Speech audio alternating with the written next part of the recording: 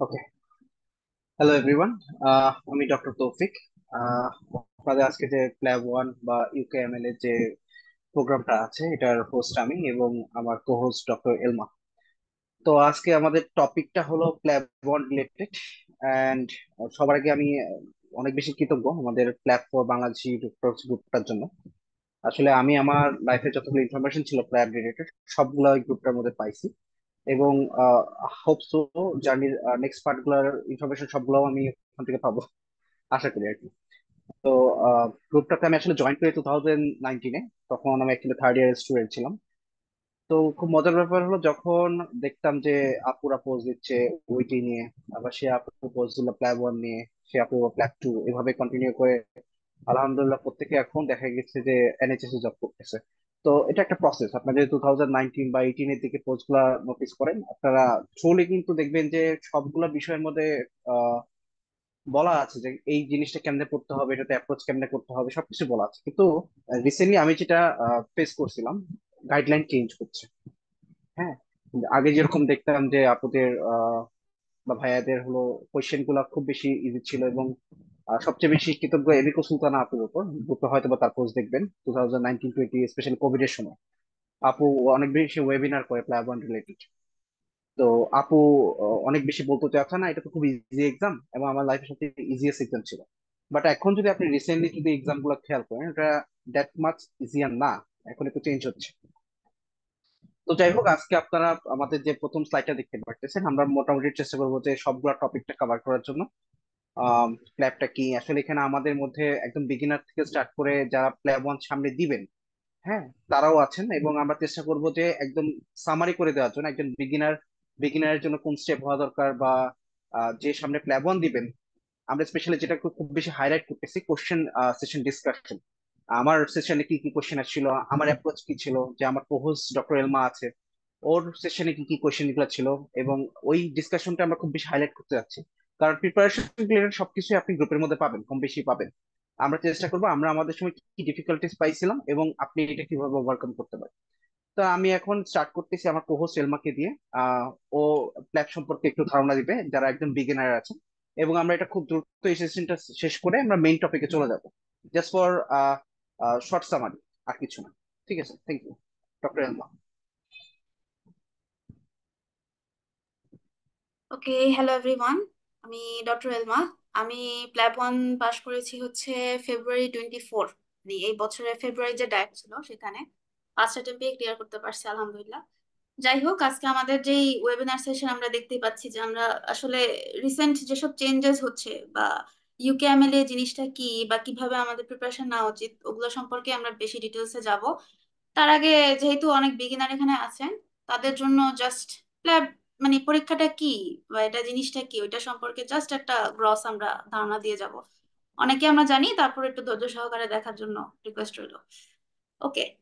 প্ল্যাব exam মানে হচ্ছে আমরা জানি এটা professional linguistic assessment board examination. মানে এটা হচ্ছে আমরা ইউকে তে অ্যাজ এ জিপি ডক্টর হিসেবে যদি প্র্যাকটিস করার যে লাইসেন্স পেতে চাই সেই পরীক্ষাটা দেই। এবং এই পরীক্ষা যদি আপনি পাশ করেন আপনি অ্যাজ এন FI2 লেভেল মানে ফাউন্ডেশন ইয়ার 2 লেভেলের ইকুইভ্যালেন্ট জব পাবেন, যেটা আমাদের দেশে মেডিকেল অফিসারের ইকুইভ্যালেন্টই, GP as in general physician, এবং আমাদের দেশে আমরা মেডিকেল অফিসার। এবং ওদের যে FI1 থাকে মানে ফাউন্ডেশন ইয়ার 1, ওটা হচ্ছে আমাদের দেশের যে ইন্টার্নশিপ সেটার ইকুইভ্যালেন্ট হচ্ছে ওরা ওখানে FI1 ট্রেনিংটা নেয়। তো যাই হোক, আমরা জানি যে প্ল্যাব এক্সামের দুইটা পার্ট থাকে, একটা প্ল্যাব 1 আর প্ল্যাব 2। সো প্ল্যাব 1 হচ্ছে একটা মাল্টিপল চয়েস অ্যান্সার কোয়েশ্চেন। এখানে সিঙ্গেল বেস্ট অ্যান্সার আপনাকে দিতে হবে 180 মিনিটে 180টা প্রশ্ন, মানে আপনি 3 ঘন্টা সময় পাচ্ছেন পার প্রশ্নের জন্য 1 মিনিট করে। এবং এখানে আসলে যে সমস্যাটা দেখা দিচ্ছে রিসেন্টলি, যে আগে কিছু ডিরেক্ট প্রশ্ন আসতো যেগুলো আমরা প্ল্যাব কিজ এবং প্ল্যাবেবল সলভ করে পেতাম, এখন রিসেন্টলি এই যে এগুলি সব আমরা জিএমসি এর অফিসিয়াল ওয়েবসাইট থেকে দিছি। যে ওরা এখানে বলেই দিছে যে আপনাকে ওদের যে ইউকে প্র্যাকটিস চলতেছে, কারেন্ট যে গাইডলাইন ওরা ফলো করে, ওদের যে ক্লিনিক্যাল প্র্যাকটিস সেগুলোর বেসিসে আপনাকে অ্যান্সার দিতে হবে। আমাদের দেশের বেসিসে যে আমাদের পেট ব্যথা করলে আমরা আলট্রা করি, বুক ব্যথা করলে চেস্ট এক্সরে ইসিজি করি, ওরকম করলে হবে না। ওদের প্রোটোকল অনুযায়ী আপনাকে প্রশ্নের মানে কি চাচ্ছে সেই অনুযায়ী আপনাকে অ্যান্সার দিয়ে আগাতে হবে। আচ্ছা, তো আমরা বলি যে এই যে প্ল্যাব এক্সাম দিচ্ছে ওভারঅল জিএমসির একটা স্ট্যাটিস্টিক্সে দেখা গেছে যে বিগত 5 বছরে অলমোস্ট যতজন পরীক্ষা দেয় তাদের মধ্যে 69 to 75% পাশ করে, এবং পাস মার্ক ধরা হয় অ্যারাউন্ড 65%, যেটা 118 বা তার বেশি, এবং 180। যদিও এটা ভ্যারি করে, কিছু কিছু বছর কাট মার্ক ভ্যারি করে। ফর এক্সাম্পল, আমি যখন ফেব্রুয়ারিতে পরীক্ষা দিছি আমার কাট মার্ক ছিল 114, এবং সেটা পরবর্তীতে মেতে হয়েছে 117। যেটা ভ্যারি করে, 118 হচ্ছে একটা সেফ মার্জিন টার্গেট জোন রাখা। আহ তো আমরা জানি প্ল্যাব ওয়ান হচ্ছে বছরে 4বার হয়, একটা ফেব্রুয়ারিতে, মেতে, অগাস্টে, দেন নভেম্বরে। তো এই 4 বছর ওরা 4বারই সিট ছাড়ে কম বেশি, কিন্তু ওই সিটগুলি আসলে পাওয়া খুব ডিফিকাল্ট হয়ে যায়, কারণ এগুলি খুব হাই এন্ড ডিমান্ড থাকে। স্পেশালি আপনি আপনার যে লোকাল, মানে আমরা বাংলাদেশে আমরা ঢাকাতে পরীক্ষা দিতে যাই, সেই ঢাকার সিট পাওয়াটা খুব ডিফিকাল্ট হয়ে যায়, কারণ শুধু আমরাই পরীক্ষা আসলে দেই না, অনেক ইন্ডিয়ানও আমার সাথে এরকম দেখছি আমি পরীক্ষা দিতে আসছে। তো এটা ইন্টারন্যাশনাল এক্সাম, যেহেতু সব দিকেই মানে সিটের অনেক ক্রাইসিস। আচ্ছা, আর প্ল্যাব টু হচ্ছে একটা ক্লিনিক্যাল এক্সাম। এখানে অস্কি স্টাইলে পরীক্ষা হয়, আপনার 16টা স্টেশন থাকে, আপনাকে 16টা স্টেশন একটা মিনিমাল মার্ক তুলে আপনাকে পাশ করতে হয়, যেটা আমাদের আসলে আজকে আলোচনার বিষয়বস্তু না, এই জন্য আমি এটা নিয়ে বিশেষ কিছু বলতে চাচ্ছি না। আচ্ছা, যেটা হচ্ছে আমাদের আজকের একটা খুব ইম্পর্টেন্ট টপিক, যে প্ল্যাব ভার্সেস ইউকেএমএল জিনিসটা কি।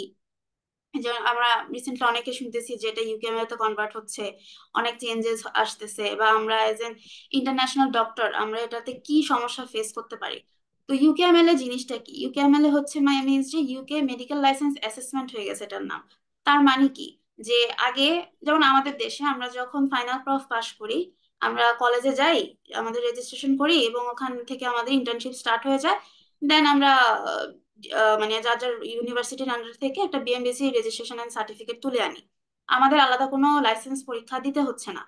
বা এটা সব দেশেই মোটামুটি একই রকম, এবং ইউকে তেও এত বছর এই প্র্যাকটিসটাই চলতেছিল। কিন্তু ওরা এটা ডিসাইড করছে যে না, ওদের সার্ভিসের মান আরো বাড়াতে হবে, এবং যেহেতু ওদের অনেক বেশি ইন্টারন্যাশনাল ডক্টরস আছে, এবং ওদের যে লোকাল ইউকে মেডিকেল স্টুডেন্টস, তাদের জন্য সেম, মানে ইকুইভ্যালেন্ট মান বন্টন যেন সেম হয়। সো লোকাল যেসব ইউকে মেডিকেল স্টুডেন্টস আছে ওদেরকেও এই বছর থেকে 24-25 সেশন থেকে, যে অগাস্ট থেকে যে ডায়েট শুরু হচ্ছে, মানে করা হয়েছে, ওখান থেকে এটা ইউকেএমএল হয়ে গেছে, অ্যাজ ইফ যে ওখান থেকে আপনি পাশও যদি করেন, আপনাকে এই পরীক্ষা দিয়ে লাইসেন্স পেয়ে তারপরে ওখানে প্র্যাকটিস করতে হবে। অ্যাজ এ ইউকে স্টুডেন্টও তাহলে আপনাকে এই পরীক্ষা দিতে হচ্ছে। তার মানে এখন এই পরীক্ষার টার্গেট অডিয়েন্স মানে কারা? যারা ইন্টারন্যাশনাল বাইরে থেকে ইউকে তে প্র্যাকটিস করতে চাচ্ছে, and also those who are inside the UK, মানে ইউকে থেকে পাশ করছেন তারপরে আপনাকে এই পরীক্ষা দিতে হচ্ছে, এজন্য এটার নাম হয়ে গেছে ইউকেএমএল। এখন আমরা এটাতে কি প্রবলেম ফেস করি? ওদের ওয়েবসাইটে যদি আপনি যান, ওরা লিখবে যে প্ল্যাব এবং ইউকেএমএল এর কন্টেন্ট ম্যাপ আসলে সেম, এটা জাস্ট নাম চেঞ্জ হয়েছে।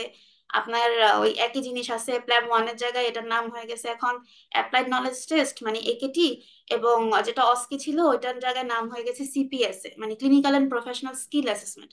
কিন্তু আমরা লাস্ট 2টা ব্যাচ পরীক্ষা দিছি, আমরা দেখতে পাইছি যে মানে গতানুগতিক যে প্রশ্নগুলি বেশি আসে, মানে আপনাকে তো মিনিমাম একটা 118 থেকে 120 এই মার্কটা তুলতে হবে, আপনার 60টা প্রশ্ন ভুল করার একটা স্কোপ আছে, দ্যাটস ট্রু। কিন্তু ওই যে ডিরেক্ট কিছু প্রশ্ন আসে যেগুলো দিয়ে আপনাকে পাস মার্ক তুলতে হবে, ওগুলো হচ্ছে আপনার সেফ জোন। তো ওগুলি দিন দিন কমে আসতেছে। কিভাবে কমে আসতেছে? ওরা এখন ওদের যে লোকাল ক্লিনিক্যাল যে কোয়েশ্চেন গুলি থাকে, যে আপনার চেম্বারে একজন পেশেন্ট আসছে, এই সিমটম, একটা ছবি দিয়ে দিল, স্কিন র্যাশ এন্ড হাবিজাবি নিয়ে আসছে, ওরা ডায়াগনোসিস চাচ্ছে না, ওরা বলতেছে যে আপনি এখন এই মেশিনটাকে ইমিডিয়েট কি ম্যানেজমেন্ট দিবে। মানে আপনি একজন জিপি, আপনার ওখানে 5 থেকে 10 মিনিট সময় থাকে, একটা পেশেন্টকে ম্যাক্সিমাম আপনাকে 10 মিনিটের বেশি আপনি কনসালটেশন করতে পারেন না। সো এই মিনিমাম টাইমে আপনাকে ম্যাক্সিমাম সার্ভিস আপনি কিভাবে দিবেন? আপনার যে মানে ম্যানেজমেন্ট এবং ইন্টারপার্সোনাল স্কিল কিরকম, এটা আপনাকে এই 1 মিনিটে প্রশ্নের উত্তর দিয়ে বোঝাতে হবে। সো ওদের যে গাইডলাইন চেঞ্জ হয় প্রত্যেক 14 দিন পর পর এবং 1 মাস পর পর, ওরা বিভিন্ন ইথিক্যাল, বিভিন্ন ডিজিজ, বিভিন্ন বিষয়ে ওদের গাইডলাইন নিয়ে প্রতিনিয়ত ওরা চেঞ্জ করে, এবং ওগুলি থেকে ওরা প্রশ্ন দিন দিন বাড়াচ্ছে। তো এগুলির সাথে আমাদের আসলে অ্যাডাপ্টেবল হওয়া একটু কঠিন হয়ে যাচ্ছে।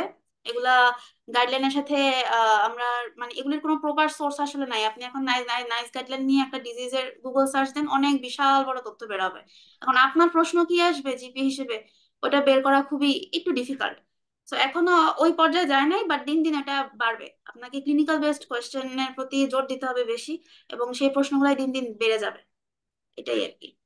আচ্ছা, নেক্সট, এই যে আমরা এত কিছু জানা সত্ত্বেও আমরা আসলে কেন ল্যাবরেটরি কেন যেতে চাই, বিদেশে সেটেল হওয়ার জন্য তো আরো অনেক পথ আছে। আমরা প্ল্যাব রুটে কেন যেতে চাই এই বিষয়ে ডক্টর তৌফিক আমাদেরকে একটু ব্রিফিং করলে মানে ভালো হয়। আচ্ছা, তো ব্যাপারটা হলো যে আপনি ইউকে তে ঢোকার জন্য আসলে অনেকগুলো রাস্তা আছে। আপনি মেম্বারশিপ এক্সাম যেমন এমআরসিপি, এমআরসিএস, এমআরসিওজি, এমআরসিইএম, অনেকগুলো রুট আছে, তার মধ্যে প্ল্যাবও একটা রুট। তো মেম্বারশিপ এক্সামের একটা সমস্যা হলো কি, একদম বেসিক যেটা পার্থক্য, যেটা আমার সিনিয়ররা কয়েকজন ফেস করছে।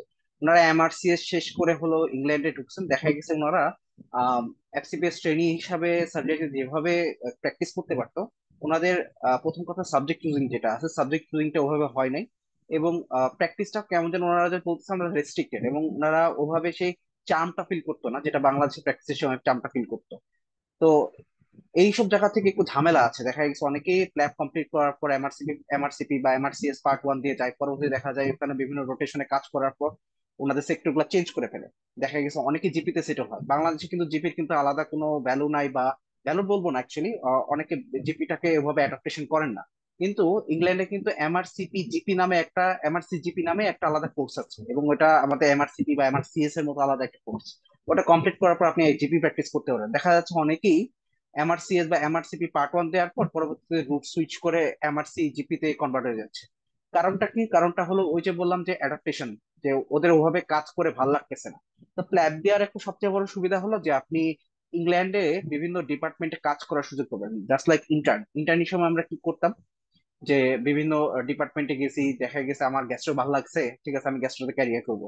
ইংল্যান্ডে যদি আপনি স্পেসিফিক এমআরসিপি বা এমআরসিএস দিয়ে যান, আপনাকে স্পেসিফিক ওই সাবজেক্টটা টার্গেট করতে হবে, ওটার জন্য পোর্টফোলিও বা সিভি রেডি করতে হবে, এবং ওই ডিপার্টমেন্টে যেতে হবে। বাকি ডিপার্টমেন্টের প্রোজ এন্ড কনস আপনার কিন্তু এক্সপ্লোর করে ওভাবে কিন্তু সুযোগ নেই পার্সোনালি কাজ করে। তো প্ল্যাব রুটটা হলো ওই জিনিসটা আপনাকে এক্সপ্লোর করার সুযোগ দেয়। আপনি মেডিকেল অফিসার হিসেবে জয়েন করলেন, মানে বাংলাদেশের পরিপ্রেক্ষিতে, যেটা হলো FY2 বা ফাউন্ডেশন ইয়ার 2, ওইখানে আপনি বিভিন্ন ডিপার্টমেন্টে কাজ করার সুযোগ পাবেন। এবং আপনার যদি মনে হয় যে না আমার জিবি ভালো লাগতেছে, বা না আমার সার্জারি ভালো লাগতেছে, বা আমার অনকোলজি ভালো লাগতেছে, বা আমার প্যালিয়েটিভ মেডিসিন ভালো লাগতেছে, আপনি ওদিকে সুইচ করতে পারেন। প্ল্যাব আপনাকে হলো ওই অপরচুনিটিটা দিবে। তো যাই হোক, এই জন্য আমার কাছে মনে হয়, এবং আমার সিনিয়ররা যেটা বললো সেটা হলো, প্রতিনিয়ত আমার সিনিয়র যারা এনএইচএস এ কাজ করে আর কি, তাদের সাথে কথা হয়, তারা বললো যে প্ল্যাব রুটটা ওই তুলনায় অনেক বেশি ভালো। অ্যাটলিস্ট আপনি এমআরসিবি বা এমআরসিএস কমপ্লিট করার পর ওই হতাশায় পড়তে হচ্ছে না যে আমি আসলে এই রুটটা কেন চুজ করলাম। ওকে, তারপর আমাদের একটা চলে আসে যে প্রত্যেকটা এক্সাম, বাইরের দেশের এক্সামে একটা বড় একটা কথা চলে আসে, কস্টিং এর একটা ব্যাপার চলে আসে, যে কোনটার এক্সামের কস্ট কিরকম। আসলে লাইসেন্সিং এক্সাম তো আমাদের ওয়ার্ল্ডের মধ্যে অনেকগুলো আছে, তার মধ্যে সবচেয়ে উপরে আছে ইউএসএমইলি। বাট কম্পারেটিভলি ইউএসএমইলি অনেক বেশি কস্টলি। এবং হয়তো বা আপনারা জানেন প্রায় 30 লাখ, অ্যারাউন্ড 30 লাখের মতো খরচ হয়। বাকি দেশের লাইসেন্সিং এক্সাম গুলাও মোটামুটি কস্টলি। তো ওই তুলনায় ইউকেটা বলা যায় স্ট্যান্ডার্ড তুলনায়, অ্যাকচুয়ালি বাংলাদেশের তুলনায় বলবো না, বাকিগুলা লাইসেন্সিং এক্সামের তুলনায়। তো প্রথমে আপনাকে ওয়েটি কমপ্লিট করতে হবে, ওয়েটিতে অ্যারাউন্ড 45 থেকে 50,000 এর মতো লাগে। বা আইএলটিএস করতে হবে, আইএলটিএস এ আপনার 22,000 এর মতো লাগে। প্ল্যাব ওয়ানের সিট বুকিং এর কস্ট হলো অ্যারাউন্ড 36,000 এর মতো। আর প্ল্যাব টু তে খরচ হয় অ্যারাউন্ড 1,30,000 টাকার মতো। আর সাথে আপনার অ্যাকোমোডেশন আছে, এয়ার টিকেট আছে, ব্লা ব্লা ব্লা। তো প্ল্যাব টু তে টোটাল কস্ট পড়ে অ্যারাউন্ড 7 লাখ থেকে 9 লাখ টাকার মতো। একটা বড় একটা অ্যামাউন্ট বলা যায়। তো যারা অ্যাকচুয়ালি প্ল্যাব দিবেন এই জিনিসটা মাথায় রেখে আগাবেন, যে ওইটি বা প্ল্যাব ওয়ান দিয়ে দিলেন, এরপর প্ল্যাব টুর জন্য কিন্তু একটা বড় রকমের একটা অ্যামাউন্ট রেডি রাখতে হয়। হ্যাঁ, যাই হোক, এটা নিয়ে গ্রুপে বিস্তারিত পোস্ট আছে, কেমনে কি করবেন হাবি যাবে, আমরা জাস্ট গেলাম না, ওভারভিউ দিয়ে গেলাম যে খরচটা কিরকম হয় এই রুটে। ওকে, জব অপরচুনিটিস, আমাদের নেক্সট একটা টপিক চলে আসে, সেটা হলো জব অপরচুনিটিস বা স্যালারি বা career opportunity. Already career opportunity আমি বলে দিছি যে আপনি বিভিন্ন ডিপার্টমেন্টে কাজ করার সুযোগ পাবেন। স্পেশালি আমার যেটা এখন খুব পছন্দ হয় সেটা হলো প্যালিয়েটিভ। প্যালিয়েটিভটা একটা খুব সুন্দর একটা অপরচুনিটি, বাংলাদেশে কিন্তু ওইটা নাই। হ্যাঁ, তো প্ল্যাব রুটে গেলে আপনি আসলে ওইসব রুট গুলো এক্সপ্লোর করার সুযোগ পাবেন। স্যালারির কথা যদি বলি, স্যালারি একটা স্ট্যান্ডার্ড স্যালারি পাবেন। রিসেন্টলি ওদের একটু আন্দোলন টান্দোলন হয়েছিল, হওয়ার পর ওদের স্যালারি বাড়াইছে। ধরা যায় অ্যারাউন্ড 2.5 লাখ থেকে স্টার্ট হয় স্যালারি। সাথে আপনারা খ্যাপ যেটা বলে, ওদের এখানে লোকাম বলে, হ্যাঁ লোকাম করে আপনার স্যালারি বাড়াইতে পারবেন। সো খ্যাপের সুবিধা আছে, যেটাকে লোকাম বলি। সাথে আপনার স্ট্যান্ডার্ড একটা হসপিটালে জব করলে ওইটা পাবেন। আচ্ছা, এখন জব অপরচুনিটি ইউকে তে এখন কিরকম, আমরা কি আসলে জব পাবো? আসলে সিচুয়েশনটা ডিপেন্ড করে। আপনি যদি বাংলাদেশের চাকরির বাজারের কথাই বলেন, অ্যাজ এ মেডিকেল অফিসার হিসেবে, যারা এখানে মেডিকেল অফিসার হিসেবে কাজ করতেছেন, আপনার নিজেরা খেয়াল করবেন যে চাকরি পাচ্ছেন না। হয়তো বা 10 বছর আগে আপনি যেভাবে দেখতেছিলেন চাকরির অপরচুনিটি, এখন কিন্তু চাকরির অপরচুনিটি কম। এটা শুধু বাংলাদেশের না, এটা পৃথিবীর প্রত্যেকটা দেশের জন্য প্রযোজ্য। প্রত্যেকটা দেশেই জব অপরচুনিটি কমতেছে। তাহলে এই বিলো মার্জিন একটা জব অপরচুনিটির মধ্যে আপনি কিভাবে জব পাবেন, একটা বড় কোশ্চেন চলে আসে। খেয়াল করে দেখবেন যে আমাদের প্ল্যাট ফর বাংলাদেশি ডক্টরস গ্রুপের মধ্যে অনেকেই হতাশে বুঝতে 1 বছর হয়ে যাচ্ছে আমি এখনো জব পাচ্ছি না, ব্লা ব্লা ব্লা। তো এখানে একটা অনেক বড় টপিক চলে আসে, পোর্টফোলিও বা সিভি। আমরা সহজ ভাষায় যেটা সিভি বলি, ওদের এখানে বলে পোর্টফোলিও। যার পোর্টফোলিও যত বেশি এনরিচ, তার জব পাওয়ার অপরচুনিটি খুব ভালো। যেমন আমার এক আপুর সাথে রিসেন্টলি কথা হচ্ছিল। উনি আমার হসপিটালে মেডিকেলের মাইক্রোবায়োলজির ব্যাচ টিচার ছিল। উনি আহ, গত বছর প্ল্যাব টু পাস করছে, এবং মানে গত বছর না, এই বছর প্ল্যাব টু পাস করছে, এবং গত মাসের 2 তারিখে উনি কুইন এলিজাবেথ হসপিটালের মধ্যে FY2 হিসাবে ঢুকছেন। তো উনার জব পেতে সময় রাখে 6 মাস। তো আপনার কোশ্চেন থাকতে পারে, তার 6 মাস লাগছে, গ্রুপে তো অনেকেরই বলতে দেখতেছি যে 1 বছর লাগতেছে তারপর জব পাচ্ছে না, কাহিনীটা কি? বা এখানে আহ এখানে ক্লিনচারটা কি? ক্লিনচারটা হলো এই জায়গায় যে যার পোর্টফোলিও যত বেশি এনরিচ, তার জব পাওয়ার অপরচুনিটি অনেক বেশি। যেমন ইউকে তে যাওয়ার পর অনেকে ক্লিনিক্যাল অ্যাটাচমেন্ট করে। ক্লিনিক্যাল অ্যাটাচমেন্ট জিনিসটা কি? জিনিসটা হলো যে আমাদের এখানে যদি বলি আম, যেটাকে আমরা বিভিন্ন জায়গায় থাকে না যে আমরা অনারারি মেডিকেল অফিসার হিসেবে রইতেছি, ওখানে অনারারি মেডিকেল অফিসারের সুন্দর নাম হলো ক্লিনিক্যাল অ্যাটাচমেন্ট। আপনি ওখানে কোনো হসপিটালের মধ্যে ক্লিনিক্যাল অ্যাটাচমেন্ট করলেন কিনা, ALS কোর্স বা advance life support course, BLS বা বেসিক লাইফ সাপোর্ট কোর্স, বা আপনার কোনো মাস্টার্স ডিগ্রি আছে কিনা, বা আপনি কোনো রিসার্চের সাথে সংযুক্ত কিনা, এগুলো যখন আপনি করবেন আপনার পোর্টফোলিওতে কিন্তু অলরেডি কিন্তু ভারী হবে। তো ভারী পোর্টফোলিও নিয়ে আপনার কম্পিটিশন হবে কার সাথে? পুরো ওয়ার্ল্ডের সবার সাথে। ইংল্যান্ডে আসতেছে কারা? ওয়ার্ল্ডের অনেক ক্যান্ডিডেটই আসতেছে। তার মানে আপনার আহ সে কম্পিটিশনটা হবে কিন্তু তাদের সাথে। তার মানে আপনি যত বেশি পোর্টফোলিওটা এনরিচ করবেন এই লেভেল থেকে, রিসার্চ কাজ করবেন, অথবা আপনি ALS BLS অথবা আপনি ক্লিনিক্যাল অ্যাসেসমেন্ট করতেছেন, তত বেশি আপনার জব পাওয়ার অপরচুনিটি বেশি। লাইক মাস্টার্স অনেকে করতেছে, মাস্টার্স করার পর দেখা যাচ্ছে জব পাওয়ার অপরচুনিটি বাড়তেছে। সাথে আবার অনেকেই মেম্বারশিপ এক্সামের পার্ট 1টাও দিয়ে দিচ্ছে। MRCP MRCS বা MRCM এগুলো পার্ট 1 কমপ্লিট করতেছে। তার মানে আপনাকে এখানে একটু চালাক হতে হবে। চালাক মানে হলো প্ল্যাব 2 কমপ্লিট করার সাথে সাথে আপনার মাইন্ডসেট থাকতে হবে আপনি একটা পার্ট 1 দিয়ে দিবেন। দিয়ে দিলে দেখা যাচ্ছে আপনি ইজিলি বাকিদের তুলনায় জব পেয়ে যাচ্ছে। ঠিক আছে। প্ল্যাব 2 একটা সবচেয়ে মজার ব্যাপার হলো আপনি কখনো শুনবেন না কেউ ফাঁকা বসে আছে। কেউ কোনো না কোনো পয়েন্টে গিয়ে জব পাচ্ছেই। হয়তো বা ডিলে হচ্ছে। তো ডিলেটা ডিপেন্ড করতেছে আপনার উপর, আপনি কত বেশি আপনার পোর্টফোলিওকে এনরিচ করতেছেন। তো যাই হোক, তাই জব অপরচুনিটিস এর কথা যদি বলি, এটা পার্সেন্ট টু পার্সেন্ট ভ্যারি করে। কারো 6 মাস লাগতেছে, কারো আরো বেশি লাগতেছে। আচ্ছা, এটা আমার সবচেয়ে favourite topic, PLAB for undergraduate. আন্ডার গ্রাজুয়েটরা কি আসলে প্ল্যাবের জন্য বসতে পারবে? দ্য অ্যান্সার ইজ নো, পারবে না। আপনি যখন GMC বা জেনারেল মেডিকেল কাউন্সিল যে ওয়েবসাইট আছে যেটা প্ল্যাবের জন্য রেজিস্ট্রেশন করতে হয়, ওই ওয়েবসাইটটাতে যাবেন। এখানে একটা অপশন থাকে PMC বা প্রাইমারি মেডিকেল সার্টিফিকেট। তো প্রাইমারি মেডিকেল সার্টিফিকেট হলো আমাদের MBBS এর ইকুইভ্যালেন্ট। বা আপনার MBBS কমপ্লিট করা আছে কিনা এখানে ডেট দিতে হয়, আপনি কবে পাস করছেন, হ্যাঁ, এটা সম্পূর্ণ ডিটেলস দিতে হয়। তার মানে হলো যে আপনি যদি MBBS কমপ্লিট করে না থাকেন তাহলে কিন্তু আপনি এখানে বুক করতে পারতেছেন না। তার মানে আপনাকে অ্যাটলিস্ট MBBS পাস করতে হবে। নেক্সট কোয়েশ্চেন আছে, তাহলে কি ইন্টার্নশিপ কমপ্লিট করা দরকার? দ্য অ্যান্সার ইজ নো, আপনি জাস্ট MBBS কমপ্লিট করা থাকলেই হচ্ছে, ইন্টার্নশিপের কোনো প্রয়োজন হচ্ছে না। আচ্ছা, নেক্সট কোয়েশ্চেন হলো যে আন্ডার গ্রেড থাকা অবস্থায় আপনি কি প্ল্যাবের প্রিপারেশন নিতে পারেন? যেমন আমি আপনাকে একদম শুরুতে একটা কথা বলছিলাম, আমি গ্রুপটাতে অ্যাড ছিলাম 2019-এ, তখন আমি মাত্র থার্ড ইয়ার স্টুডেন্ট। থার্ড ইয়ারে থাকা অবস্থায় আমি নীলক্ষেত থেকে ফ্লেভেবল প্ল্যাব কিস কিনে একদম মোটামুটি আমার যতটুকু বোঝা যায় ওই লেভেল থেকে আমি স্টার্ট করছিলাম। দেখা গেছে যে ওদের স্টেম থেকে শুরু করে ওদের যে থিওরি গুলো, ওগুলোর সাথে আমি অ্যাডাপ্ট হয়ে গেছিলাম। তাহলে আন্ডারগ্রেড লেভেলে আপনি মাইক্রোপ্যাথ ফরওয়ার্ড করেন, আপনি ওটা কোরিলেট করে ফ্লেভেবল থেকে সলভ করতে পারেন বা প্ল্যাব কিস থেকে সলভ করতে পারেন। বা আপনি যখন সবচেয়ে বেশি ভালো হয় যখন আপনি ফিফথ ইয়ারে থাকবেন, মেডিসিন সার্জারি গাইনি, ওই অবস্থায় কিন্তু আপনি কিন্তু ক্লিনিক্যাল জিনিসগুলোর সাথে অ্যাডাপ্টেড হয়ে যাচ্ছেন। তখন যদি আপনি সলভ করতে পারেন তাহলে কিন্তু আপনি বাকিদের থেকে একটু আগায় যাবেন। দেখা গেছে আপনি যখন ইন্টার্ন অবস্থায় প্ল্যাব দিবেন, তখন দেখা গেছে যে বাকিদের তুলনায় আপনার প্ল্যাবের প্রিপারেশন নিতে অনেক বেশি ইজি হচ্ছে। সো অবশ্যই আমি অ্যাপ্রিসিয়েট করি যে আহ, যখন আপনার আন্ডারগ্রেড থাকবেন, আন্ডারগ্রেড থাকা অবস্থায় কিন্তু প্ল্যাবের প্রিপারেশন নিতে পারবেন। ওকে। তারপর আমাদের চলে আসে যে প্ল্যাবের বুকিং। প্ল্যাবের বুকিংটা আপনার জিএমসির আমরা লাস্টের দিকে হলো একটা লিংক দিয়ে দিব, ওখানে আপনারা দেখতে পারবেন। একটা জিএমসির একটা অ্যাকাউন্ট খুলতে হবে। অ্যাকাউন্ট খোলার পর সেখান থেকে আপনারা বুকিং করতে পারবেন। আমরা পরবর্তীতে একটা সেপারেট একটা ভিডিও বানাই দিব যে কিভাবে প্ল্যাব ওয়ান বুক করতে হয়, এবং ওখানে গিয়ে আপনি অ্যাভেলেবেল থাকবেন। কবে কবে আপনি কোন কোন সিট গুলো অ্যাভেলেবেল আছে ওগুলোতে আপনি বুক করতে পারবেন। আমাদের নেক্সট যেটা স্লাইড আছে সেটা হলো আপনার ইংলিশ ল্যাঙ্গুয়েজ টেস্ট। মানে প্ল্যাব ওয়ানের জন্য এলিজিবল টেস্ট হলো আপনাকে ওইটি অথবা আইএলটিএস ক্লিয়ার করতে হবে। ওইটির ক্ষেত্রে হলো আপনার অ্যাটলিস্ট গ্রেড বি, যেটা হলো 500-র মধ্যে 350 পেতে হবে। আর আইএলটিএস এর মধ্যে আপনার 7.5 পেতে হবে ব্যান্ড স্কোর। তো আমাদের গ্রুপের মধ্যে অনেক বেশি হাজার হাজার পোস্ট আছে এগুলো রিলেটেড, সেগুলো নিয়ে আমরা কথা বলতেছি না। আচ্ছা, এবার হলো এক্সাম ভেন্যু যেটা আছে, এক্সাম ভেন্যু কোথায় দিবেন? ওই যে আমরা একটা কথা বলি বারবার যে প্ল্যাব ওয়ানের সিট বুক করাটা ডিফিকাল্ট, সিট পাওয়া যায় না, এই জিনিসটা আসলে কি? এখানে এতগুলো ভেন্যু আছে আপনি দেখতে পাচ্ছেন, যে এতগুলো ভেন্যু থাকার পরে কেন আমরা সিট বুক করতে পারতেছি না? ব্যাপারটা হলো যে আপনি বাংলাদেশ থেকে পরীক্ষা যদি দেন আপনার জন্য অনেক বেশি ইজি হবে। সর্বোচ্চ ইজি কি হয়, আপনি শ্রীলঙ্কা অথবা ইন্ডিয়া থেকে পরীক্ষা দিচ্ছেন, কিন্তু আপনার তো আসলে ইউএই বা সাউথ আফ্রিকা বা অস্ট্রেলিয়া এসব জায়গায় কিন্তু পরীক্ষা দেওয়াটা হ্যাকটিক, সবার জন্য আসলে পসিবল না। কারণ ভিসার একটা ব্যাপার আছে, অনেক ঝামেলা আছে। তো দেখা যায় যে এই যে রিজন গুলোতে বা সাউথ ইস্ট এশিয়ার রিজন গুলোতে ইজিলি সিট গুলো বুক হয়ে যায়, এবং দেখা যায় কানাডা, অস্ট্রেলিয়া এইসব জায়গার মধ্যে হলো আপনার সিট গুলো ফাঁকা থাকে। তো আপনি চাইলে, যদি আপনার যদি পারেন অস্ট্রেলিয়াতে পরীক্ষা দেওয়ার যদি সুযোগ থাকে আপনার, তাহলে আপনি যে কোনো সময় দেখা গেছে ক্লাব ওয়ান দিতে পারতেছেন। বাট দেশে থেকে আহ, এটা আপনার জন্য অনেক বেশি ইজিয়ার। তো দেখা গেছে ঢাকার সিট থাকে ধরেন 200টা, তো ক্যান্ডিডেট আমার 500। এই জন্য দেখা যায় যে ঢাকা বা এই ইন্ডিয়া বা শ্রীলঙ্কা এইসব জায়গায় হলো আপনার সিট পাওয়াটা একটু ডিফিকাল্ট। এই জন্য এখনো যদি আপনি যদি খেয়াল করে দেখেন 2025-এর সিট আপনি পাবেন না। 2024-এর কথা তো আমি বাদই দিলাম, এই বছরে কোনো সিট নাই।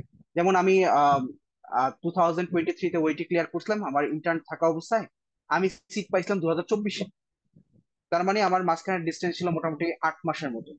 তার মানে এইরকম একটা ডিলে হয় যে ওইটি ক্লিয়ার করার পরও আপনার কিন্তু সিট পেতে একটা ঝামেলা হয়। ওকে, এবার আমাদের নেক্সট চলে আসে যে মোস্ট ইম্পর্টেন্ট পার্টটুকু, সেটা হলো প্রিপারেশন। আপনার আসলে কতটুকু প্রিপারেশন নেওয়া দরকার? তো আপনি যদি গ্রুপ স্টক করতে পছন্দ করেন, আপনি একদম যদি প্রিভিয়াসলি পোস্ট গুলোর দিকে তাকান, তাহলে দেখবেন যে আপনার প্রিভিয়াসলি ল্যাব ওয়ান ক্লিয়ার করতে 3 থেকে 1.5 মাস 2 মাস এরকম টাইম লাগতেছে। এই বলতে সবাই বলতেছে ওর তো অনেক ইজি এক্সাম, দিলে হয়ে যাচ্ছে। কিন্তু ওই যে ডক্টর এলমা বলতেছিল যে গাইডলাইন চেঞ্জ হচ্ছে দিন বা দিন, এটা একটু হার্ড হচ্ছে, এখন কিন্তু একটু সময় লাগতেছে। এখন আপনি যদি মিডিয়াম ক্যাটাগরি স্টুডেন্ট হন, আপনার অ্যাকচুয়ালি 4 থেকে 6 মাস সময়ের হাতে নিয়ে নামতে হবে। কারণ ওই একটা ঝামেলা আছে, যদি আপনি সামহাও প্ল্যাব ওয়ান ফেল করেন, আপনার কিন্তু সেকেন্ড বার বুক করতে গেলে আরো কিন্তু 6 থেকে 8 মাস সময় লেগে যাবে, মানে নেক্সট অ্যাভেলেবল সিট পাইতে। আর ততদিনে দেখা যাবে আপনার আইএলটিএস অথবা ওইটি ভ্যালিডিটি যেটা 2 বছর থাকে ওটা কিন্তু চলে যাবে। তখন কিন্তু আপনাকে আবার নতুন করে ওইটি বা আইএলটিএস দিতে হবে। তো এত বেশি ঝামেলা থাকে, এই জন্য অনেক বেশি ভালো হয় আপনি যদি 4 থেকে 6 মাস হাতে নিয়ে প্রিপারেশন স্টার্ট করেন। যেমন আমার সময় আমি 4 মাস আমার জব ছিল, আমি একটা মেডিকেল অফিসার হিসেবে একটা জায়গায় চাকরি করি। তো দেখা গেছে প্রথম দিকে আমি আসলে গুছাই নাই কিছু না, পরে 4 মাস আমি ডেডিকেটলি স্টার্ট করছিলাম। দেখা গেছে 4 মাসও আমার একেবারে নাকের পানি চোখের পানি এক হয়ে গেছে শেষের দিকে। আর আপনাকে দিনে অ্যাটলিস্ট 6 থেকে 8 ঘন্টা পড়তে হবে মাস্ট, নাহলে আপনি বুঝবেন না। যাই হোক, প্ল্যাব ওয়ান এক্সামের প্রিপারেশন সম্পর্কে ডিটেলস বলবো ডক্টর এলমা। আমি রিকোয়েস্ট করবো ওনাকে একটু ডিটেলস বলার জন্য। প্লাবন প্রিপারেশন টাইম, টাইমটা আসলে ভ্যারি করে এক একজনের উপর, বাট স্ট্যান্ডার্ড আমি মনে করি যে আসলে 4 মাস মিনিমাম আপনাকে স্পেন্ড করতে হবে। এখন আমরা যারা রিসেন্ট ফ্রেশার, যারা আমরা রিসেন্ট পাশ করছি, আমাদের লেখাপড়ার তেমন গ্যাপ নাই, তো আমরা 4 মাসে বা 5 মাসে একটা স্ট্যান্ডার্ড প্রিপারেশন নিতে সক্ষম। কিন্তু অনেকেই আছে যারা প্ল্যাব দিচ্ছে আফটার আ ওয়াইল পাশ করার, যেমন 5-6 বছর হয়ে গেছে, এখন দে হ্যাভ ডিসাইডেড যে না আমি বাইরে সেটেল হব, আমি প্ল্যাবই দিব। তাদের ক্ষেত্রে কিন্তু সময় আবার একটু বেশি লাগে, 6 থেকে 8 মাস হয়ে যেতে পারে। সো বিষয়টা দেখা যায় কি, আপনাকে মিনিমাম সেই দিন শেষে 4 থেকে 6 মাস একটা টাইম ম্যানেজমেন্ট প্ল্যান করে, ক্যালকুলেশন করে আগাতে হবে। যেটা তৌফিক বলতেছিল যে আগে দেখা যেত কি, স্পেশালি যেটা কোভিড এর সময় ছিল, 21 এবং 22 সালের দিকে দেখতাম আমরা, সবাই বলতো যে হ্যাঁ আমরা প্ল্যাবেবল সলভ করছি, প্ল্যাব কিস পড়ছি, 2.5 মাসে হয়ে গেছে, 2 মাসে হয়ে গেছে, 3 মাসে হয়ে গেছে, 6 মাসেই আমার total PLAB one PLAB two complete হয়ে সাথে সাথে they are landing a job as a GP. So এটা তখন পসিবল ছিল। এখন রিসেন্টলি আপনি স্পেশালি যদি 2023-র মিড পোর্শন থেকে এখন পর্যন্ত আমাদের যে এই প্ল্যাটফর্ম বাংলাদেশি গ্রুপেই যদি স্ক্রোল করেন, ইউ উইল সি যে এখনকার মানুষের মানে তাদের তো এক্সপিরিয়েন্স শেয়ার করতেছে। তো তাদের দেখবেন যে তারা সবাই মিনিমাম একটা 4 মাসের একটা সময় বলে যে না আমার 4 মাস লাগছে, কারো 6 মাস লাগছে। দেয়ার আর মেনি, যে আমাদের অনেক ফিমেল ডক্টর আছেন যারা ফ্যামিলির কারণে, বাচ্চা কাচ্চার কারণে ওদের আরো 8 মাসও লাগতে পারে। সো রাইট, এরকম কিন্তু বলতেছে রিসেন্টলি। ইভেন ইন প্ল্যাব টু আগে আমরা দেখতাম যে বলতো যে 1.5 মাস, 1 মাস আগে আপনি যাবেন পরীক্ষা দিয়ে, ওখানে 2 সপ্তাহ একাডেমিতে বা 1 সপ্তাহ একটা একাডেমিতে প্র্যাকটিস করবেন, তারপর আপনার মিনিমাম 1 থেকে 1.5 মাসের মধ্যে আপনার প্ল্যাব টু ক্লিয়ার হয়ে যায়, বা ওখানে আপনি একটা 1 মাস টাইম স্পেন্ড করলে হয়। এখন কিন্তু এটা হচ্ছে না। এখন আপনাকে মিনিমাম একটা 2 মাসের টাইম পিরিয়ড নিয়ে ওখানে যেতে হয়। 1 মাস আগে ওই সেম ওইটা স্পেন্ড করতে হয়, আবার 1 মাস আপনি ক্লিনিক্যাল অ্যাটাচমেন্টের জন্য রাখেন। মানে তাহলে কি দাঁড়াচ্ছে যে দিন দিন আসলে মানে প্যাটার্ন ওরা কিছুটা চেঞ্জ করতেছে, যার বিধায় আমাদের এটা নিউলি অ্যাডাপ্ট করতে হচ্ছে। আগে যেটা এক ধারায় চলে আসতো, মনোটোনাস ছিল, সেটা চেঞ্জ হয়ে যাচ্ছে। সো দ্যাটস ওয়াই আমাদের যে প্ল্যানিংটা, যে আমাকে টাইম দিতে হবে মিনিমাম একটা, আপনাকে অবশ্যই 4 মাস দিতেই হবে। এখন এটা আপনার উপরও ডিপেন্ড করে। এখন আপনার যদি গ্যাপ থেকে থাকে পড়াশোনার ক্ষেত্রে, you can go for PLAB, that's sure. মানে এমন না যে আপনি গ্যাপ আছেন আপনি পারবেন না, শুরু থেকে শুরু করতে হবে, কিন্তু আপনাকে টাইম দিতে হবে। সেক্ষেত্রে আপনাকে হয়তো একটু 6 মাস 8 মাস একটা টাইম নিয়ে আপনাকে আগাতে হবে। আর যদি আপনার প্রপার প্রিপারেশন গাইডলাইন পেয়ে যান, তাহলে তো আপনার জন্য 4 মাস ইজ এনাফ। আচ্ছা, তারপর হচ্ছে যে আপনি এই এত মাস কি করবেন, আপনি কি পড়াশোনা করবেন। দিনে আপনাকে মিনিমাম একটা টাইম সেট করতে হবে যে আমি যতই ব্যস্ত থাকি, আমার ফুল টাইম জব থাকুক, যেমন আমার ছিল, তৌফিকেরও ছিল, যে আমাদের মিনিমাম একটা টাইম দিতে হবে যে আজকে আমার ডিউটি নাই, আমি 8 ঘন্টা পড়বো। আজকে আমার ডিউটি আছে, আমি 6 ঘন্টা বা 4 ঘন্টা পড়বোই। এবং এটা আপনাকে কনসিস্টেন্ট হতে হবে, যে আমার ডেইলি আজকে পড়লাম, কালকে আজকে ভালো লাগতেছে না, আজকে পড়লাম না, এরকম করলে হবে না। আপনাকে কনসিস্টেন্টলি এরকম একটা রুটিন বানাতে হবে যে অমুক দিনের ডিউটির দিন আমি এই টপিক পড়বো এবং এত ঘন্টা দিব। আর যেদিন আমার ডিউটি নাই, আমার ওই দিন এত ঘন্টা টাইম স্পেন্ড করব এবং আমি এই টপিক শেষ করব। এই একটা কনসিস্টেন্সি আপনাকে মেনটেন করতে হবে, একটা রুটিন বানায় আপনাকে নিজেই নিজেকে আগায় নিতে হবে। এবং এই সময় আপনি কি পড়বেন, এই যে বিভিন্ন ম্যাটেরিয়ালস আছে, প্ল্যাব কিস বলেন, প্ল্যাবেবল বলেন, ম্যাট্রিভিশন, হোয়াট এভার, আপনি যাই পড়েন না কেন, এই সব কিছু পড়ার পর আপনাকে কোয়েশ্চেন সলভ করতে হবে। কি কি কি কোয়েশ্চেন সলভ করবেন আপনি, এই যে রিকলস থাকে বিভিন্ন ইয়েতে দেখা যায়, রিকলস জিনিসটা কি, যে আমরা যখন পরীক্ষা দেই আমাদের যা মনে থাকে আমরা দেই, যে এরকম একটা সিনারিও ছিল, এই অপশন ছিল, অ্যান্সার জানি না বা অ্যান্সার জানি, সো এটা একটা কোয়েশ্চেন, এই 24 সালের এই মাসের ডায়েটে এটা একটা রিকল, অমুক একটা রিকল। সো এই রিকল গুলো যদি আপনি সলভ করেন, তাহলে আপনি অ্যাকচুয়াল সিনারিও পাবেন, যে পরীক্ষার দিন আপনার প্রশ্নটা আসলে কিরকম আসে, কি ধরনের সিনারিও থাকে, এবং আর আসলে প্রশ্নগুলো কিভাবে করে। তাহলে আপনি ওটাতে ইউজ টু হয়ে যান। যখন আপনি পরীক্ষা দিতে বসবেন, আপনার মনে হবে যে হ্যাঁ, আমি তো এগুলা সলভ করে আসছি। এবং এই সবকিছু যখন সলভ করবেন, বিভিন্ন মক দিবেন, অনেক মক অ্যাভেলেবেল আছে, অফলাইন অনলাইন অনেক জায়গায় আছে। আপনাকে অ্যাজ মেনি অ্যাজ পসিবল আপনাকে মক দিতে হবে। কারণ এই সবকিছু করার পর আপনি তখন নিজের একটা নোট বানাবেন।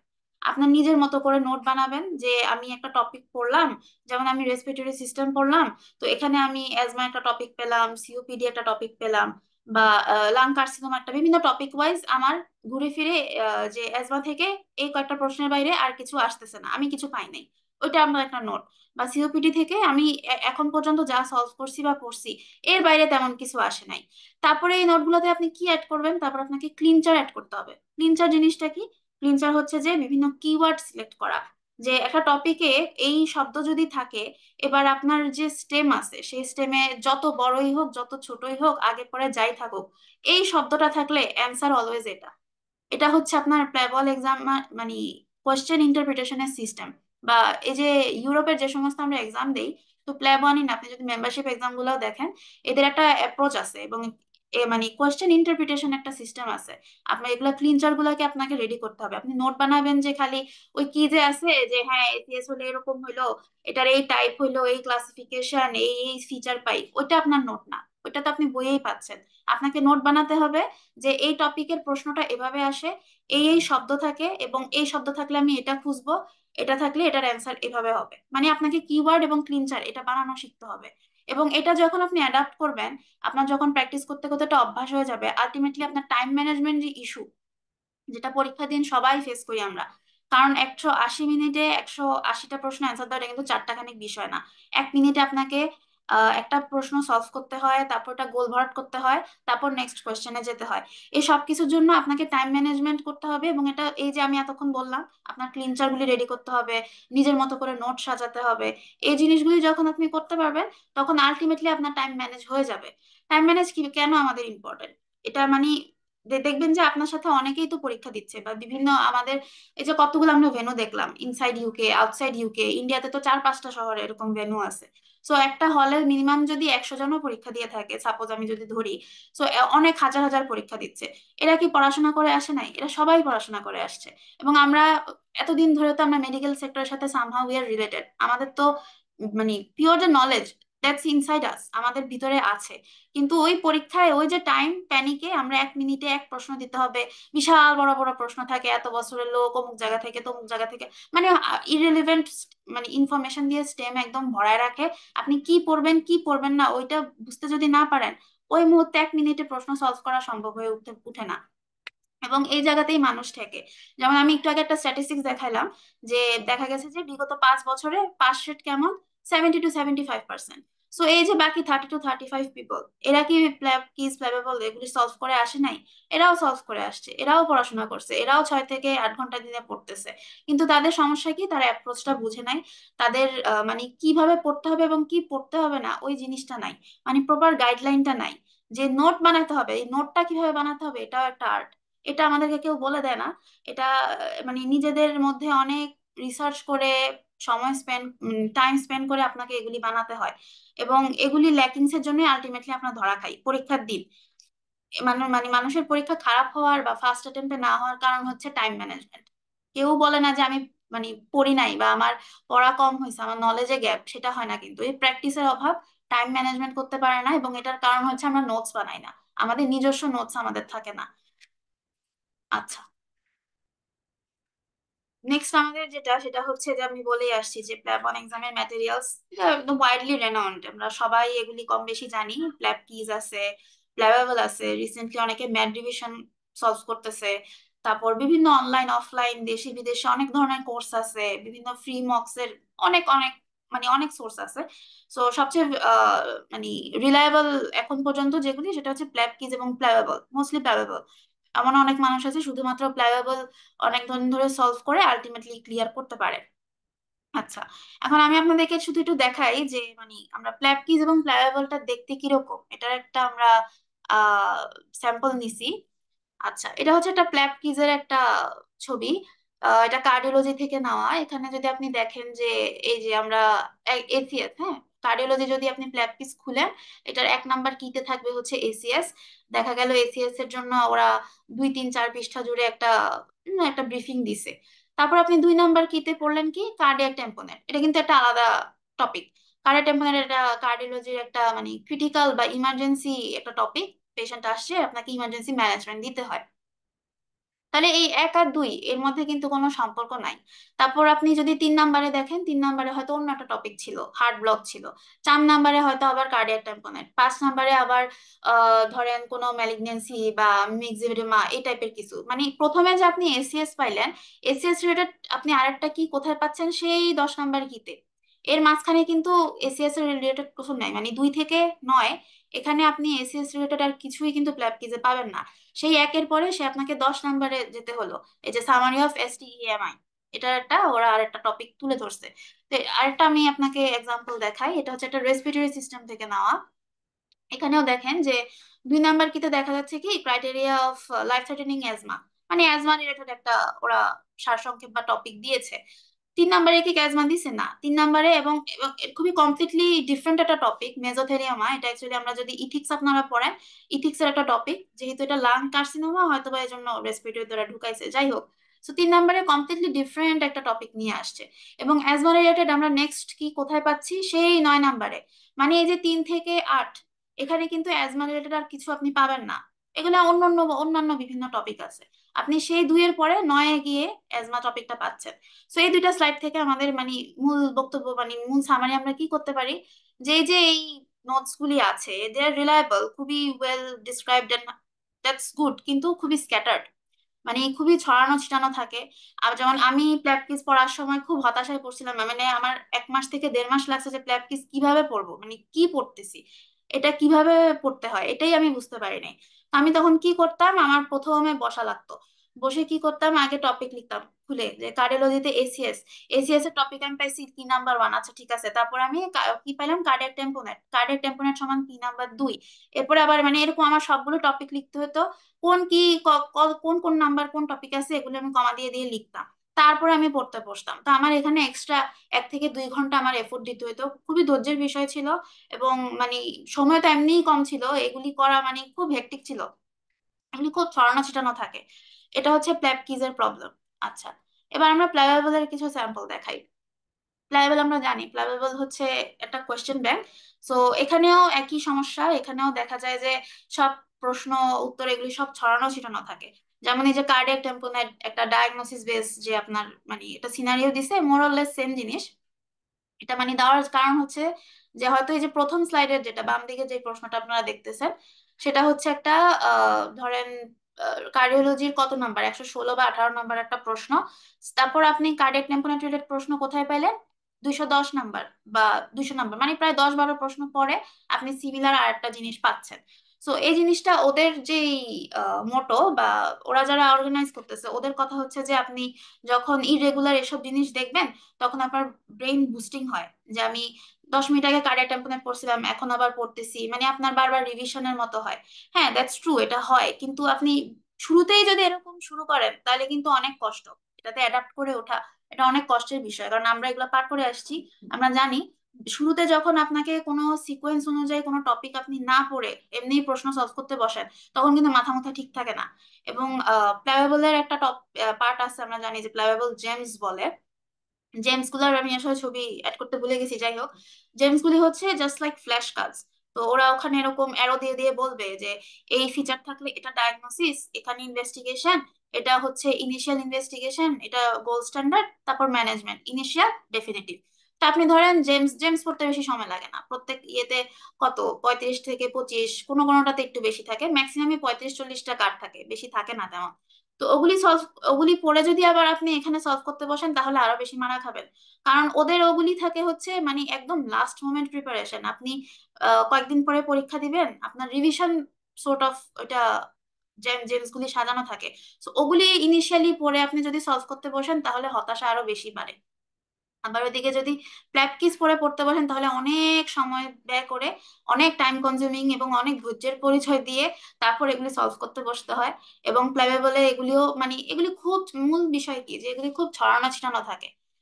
আপনি কোনো একটা স্পেসিফিক টপিক কোথাও মানে একসাথে সাজানো দেখবেন না, এটা একটা সমস্যা। এবার মানে এটা যেই সোর্সে আপনি নেন, এটা মানে মূল সমস্যা, আপনাকে নিজের মতো করে সাজায় তারপরে আবার এট লাস্ট আবার নিজের নোট বানানো, এগুলি খুব সময়ের দরকার এবং খুব ধৈর্যের দরকার। যেটা আমরা সময় আমাদের খুব ক্রাইসিস, আমরা 4 থেকে 6 মাস সময় শুনেই হয়তো অনেকের অনেক লাগতেছে, আল্লাহ এত সময় লাগবে শুধুমাত্র পার্ট 1-এর জন্য। তো এগুলিতে যদি আপনি দেন, এগুলো এখানে আপনার সময় আরো বেশি মানে ব্যয় হয় আর কি, নষ্ট হয় বা যাই হোক। আচ্ছা, এটা হচ্ছে প্লাওয়েবল। আপনি যদি সলভ করতে বসেন একটা কোয়েশ্চেন ব্যাংকের, আমরা জাস্ট একটা নমুনা দিলাম যে এরকম আপনি সলভ করলেন, তারপর ওরা এখানে যে এক্সপ্লেনেশন দেয়, তারপর পাশে থাকে যে টোটাল কয়টা প্রশ্ন আছে, আপনি কতটুকু কমপ্লিট করছেন। তারপর নিচে কমেন্ট সেকশন থাকে, কমেন্ট সেকশনটা ইম্পর্টেন্ট থাকে। কমেন্ট সেকশনে অনেকে অনেকের ধরেন আমি পড়াশোনা করছি, আমি নোট বানাইছি, তো সেই নোটস গুলি আমি কিছু নিউমেনিক্স বানালাম, সেই নিউমেনিক্সটা অনেকে এরকম সবাই বানায়, নিউমেনিক্স গুলি ওরা কমেন্ট সেকশনে এরকম শেয়ার করে। তো ওখান থেকে আপনি কিছু রিলায়েবল কিছু ম্যাটেরিয়ালস পাইলেন, যে আপনার মনে থাকতেছে না একটা টপিক, আপনি বলেন হ্যাঁ এটা তো ভালো নিউমেনিক এটা। 2 নাম্বার ইম্পর্টেন্স কমেন্ট সেকশন হচ্ছে যে এখানে লেখা আছে দেখেন, এই প্রশ্নটার পাশে জুন 2019। এর মানে কি এই ব্যক্তি জুন 2019-এ মানে ওখানে পরীক্ষা দিছিল, এটা মানে এবং সেখানে এই ডায়েটে এই প্রশ্নটা ছিল, মানে এটা একটা রিকলের প্রশ্ন। এবং এই রিকল গুলি আসলে এখানে কোথাও মানে রিকলের একটা সমস্যা কি, রিকল অনেক ইম্পর্টেন্ট সলভ করা, কারণ রিকল আপনি যখন সলভ করতে বসবেন আপনার অ্যাকচুয়াল এক্সাম সিনারিওটা আপনি ফেস করবেন বা আপনি বুঝতে পারবেন যে প্রশ্ন কিভাবে আসে, আপনাকে উত্তর কিভাবে দিতে হয়। বাট আনফর্চুনেটলি যে এই এত যতগুলো ম্যাটেরিয়ালস আমাদের অ্যাভেলেবেল আছে, এখানে কোথাও রিলায়েবল সোর্স অফ রিকলস কোথাও নাই, এগুলি সব ছড়ানো ছিটানো। ওই বললাম আপনাকে নোটস বানানোর সময় ওগুলি আলাদা আলাদা করে লিখতে হবে যে এটা রিকলে আসছিল, মানে আপনাকে অনেক রিসার্চ করতে হবে, কেউ আপনাকে এগুলি গুছিয়ে দিবে না, এটা কোথাও এখন পর্যন্ত গোছানো নাই। ম্যাড্রিভিশনস বলে যে ওদের রিকলস আছে, বাট আমি দেখছি যে ওদের মানে কোনো রিলায়েবল সোর্স নাই যে এটা অমুক জায়গার রিকলস ছিল, মানে একটা জায়গায় যে আপনি কনসাইজ করে আনা সলভ করা, ওসব কোথাও নাই এখন পর্যন্ত আমি পাইনি। আচ্ছা, এটা জাস্ট বলার একটা স্যাম্পল। আচ্ছা, এখন এতক্ষণ ধরে আমরা যেটা বলতেছিলাম যে টাইম ম্যানেজমেন্ট করতে হবে বা নোটস ক্লিনচার, এটা কেন বানাবেন, এটা আমি জাস্ট একটা ছোট্ট একটা ওয়ান এক্সাম্পল নিয়ে দেখাই। এটা হচ্ছে রেসপিরেটরি মেডিসিনের একটা প্রশ্ন, খুব কমন, অ্যাজমা রিলেটেড। আমরা যেটা বলতেছিলাম যে আপনি নোটস বানাবেন, ক্লিনচার বানাবেন, কিওয়ার্ড বানাবেন, জিনিসটা কি? ডান দিকে যদি আপনি দেখেন, আমরা একটা দিয়ে দিছি যে অ্যাকিউট এক্সাজারবেটেড অ্যাজমা, এটা একটা ম্যানেজমেন্টের একটা নিউমেনিক্স। হ্যাঁ, যে অ্যাকিউট এক্সাজারবেটেড অ্যাজমা নিয়ে আসলে এই অসীম, বলে এটাকে, অসীম সিকোয়েন্সে আপনাকে ম্যানেজমেন্ট দিতে হবে। মানে এক নাম্বার ম্যানেজমেন্ট হচ্ছে initial management, O O for oxygen 100% দেওয়া। তারপর দুই নাম্বারে S for nebulise with salbutamol, H দিয়ে হচ্ছে হাইড্রোকর্টিসন আইভি দিবেন, আই দিয়ে ইপ্রাটোপিয়া, এম দিয়ে ম্যাগনেসিয়াম সালফেট। মানে এই সিকোয়েন্স আপনাকে মেনটেন করতে হবে যখন কেউ অ্যাকিউট এক্সাজারবেটেড অ্যাজমা নিয়ে আপনার কাছে আসে। এখন এই রিলেটেড একটা প্রশ্ন আমরা যদি দেখি, আপনি এখন এটা ধরেন ধরেন আপনি এটা জানেন না, অ্যাকিউট অ্যাজমা নাকি কি আপনি এটা জানেন না। তো আপনাকে যে কোনো প্ল্যাবের প্রশ্নগুলোর অ্যাপ্রোচের একটা স্টাইল আছে। সো মোস্ট কমন স্টাইল হচ্ছে আপনাকে অলওয়েজ লাস্ট প্রশ্ন পড়তে হবে, মানে লাস্ট লাইন পড়তে হবে। কারণ এখানে তো তাও মোটামুটি ছোট একটা স্টেম দেওয়া, এখানে এর থেকে ডাবল ট্রিপল সাইজের স্টেম থাকে, যেগুলো আপনাকে সলভ করা শিখতে হয়। সো আপনার ফার্স্ট অ্যাপ্রোচ কি থাকবে? আপনি লাস্ট লাইনটা পড়বেন, যেটা উইচ ক্যারিজ দ্য অ্যাকচুয়াল প্রশ্ন, যে আপনার কাছে কি চাচ্ছে। যেমন এখানে কি লিখছে, what is the single most appropriate next step in management. মানে আপনাকে ম্যানেজমেন্ট চাচ্ছে এবং নেক্সট স্টেপ ইন ম্যানেজমেন্ট চাচ্ছে। তার মানে কি, ওরা ওদের স্টেমে কিছু part of management already include করছে, আপনাকে নেক্সট অ্যাপ্রোপ্রিয়েট ম্যানেজমেন্টটাকে যেতে হবে। এখানে ইনিশিয়ালও জিজ্ঞেস করে নাই, এখানে ডেফিনিটিভও জিজ্ঞেস করে নাই। এখানে আপনাকে দিয়ে দেওয়া ম্যানেজমেন্টের নেক্সট ম্যানেজমেন্ট আপনি এখন কি করতে পারেন সেটা জিজ্ঞেস করছে। তাইলে আমরা এক লাইন উপরে উঠি। Despite treatment his oxygen saturation is 88% and his respiratory rate is 34 breaths per minute. তাহলে এটা থেকে আমরা কি বুঝলাম, যে এটা একটা রেসপিরেটরি মেডিসিনের একটা প্রশ্ন। যেমন এখানে লেখা আছে রেসপিরেটরি মেডিসিন, এটা তো আপনার প্রশ্নের দিন তো এভাবে থাকবে না, আপনার জাস্ট এই যে 28 ইয়ার থেকে নিচে ই পর্যন্ত যে শুধু এতটুকু পোর্শন থাকবে। So আপনি লাস্ট কোয়েশ্চেন পড়ার পর, যখন আপনি জানলেন যে আপনার কাছে কি চাচ্ছে, আপনি ঠিক আগের লাইনটা পড়বেন, তাহলে আপনি বুঝবেন যে এটা কোন সিস্টেম থেকে আসবে। তখন আপনার চিন্তা ধারণা, মেন্টালিটি ওই সিস্টেমের আশেপাশে এসে পড়বে। আপনার মাথাতে তখন সব সিস্টেম আছে, যে 36টা সিস্টেম আপনি পড়ে গেছেন সবগুলোই মাথার মধ্যে আছে। তো ওই লাস্ট লাইনটার আগের লাইন পড়লে আপনি বুঝবেন যে কোন সিস্টেমে আছে। আচ্ছা, তারপর আমরা দেখবো, এবার আমরা উপরের দিকে আসবো, যে একটা 28-year-old man is admitted with acute exaggerated of asthma. এই যে আপনি আপনার ক্লু পেয়ে গেছেন, এটা acute exacerbation of asthma related একটা প্রশ্নের ম্যানেজমেন্ট নিয়ে আপনাকে প্রশ্ন করছে। তারপর লাইন কি বলছে, he has a temperature of 38.1 degree Celsius and a productive calf. এই যে সেকেন্ড লাইনটা, এই লাইনটা ইরিলেভেন্ট, এটা এখানে কোনো দরকার নাই। অ্যাজমার সাথে জ্বর বা কাশি এগুলি এগুলি এখন ইম্পর্টেন্ট না। সে এক্সাজারবেশন নিয়ে আসছে, আপনাকে ম্যানেজ করতে হবে। এখন এখানে এক লাইন দিছে ইরিলেভেন্ট, এখানে প্রশ্নের দিন আপনি মানে পরীক্ষার দিন আরো অনেক কিছু পাবেন। সে সকালে নাস্তা করছিল, সে হাঁটতে গেছিল, তার বাসায় অমুক অমুক থাকে, এরকম আরো হিবিজিবি অনেক প্রশ্ন দিয়ে জাস্ট প্রশ্নের মানে সাইজ বাড়াবে, কিন্তু মূল তথ্য কিন্তু ঘুরে ফিরে এক থেকে দুই লাইনে। ঠিক আছে। তারপর নেক্সট লাইন যেটা লিখছে, যে his treatment was initiated with 100% oxygen and salbutamol nebuliser.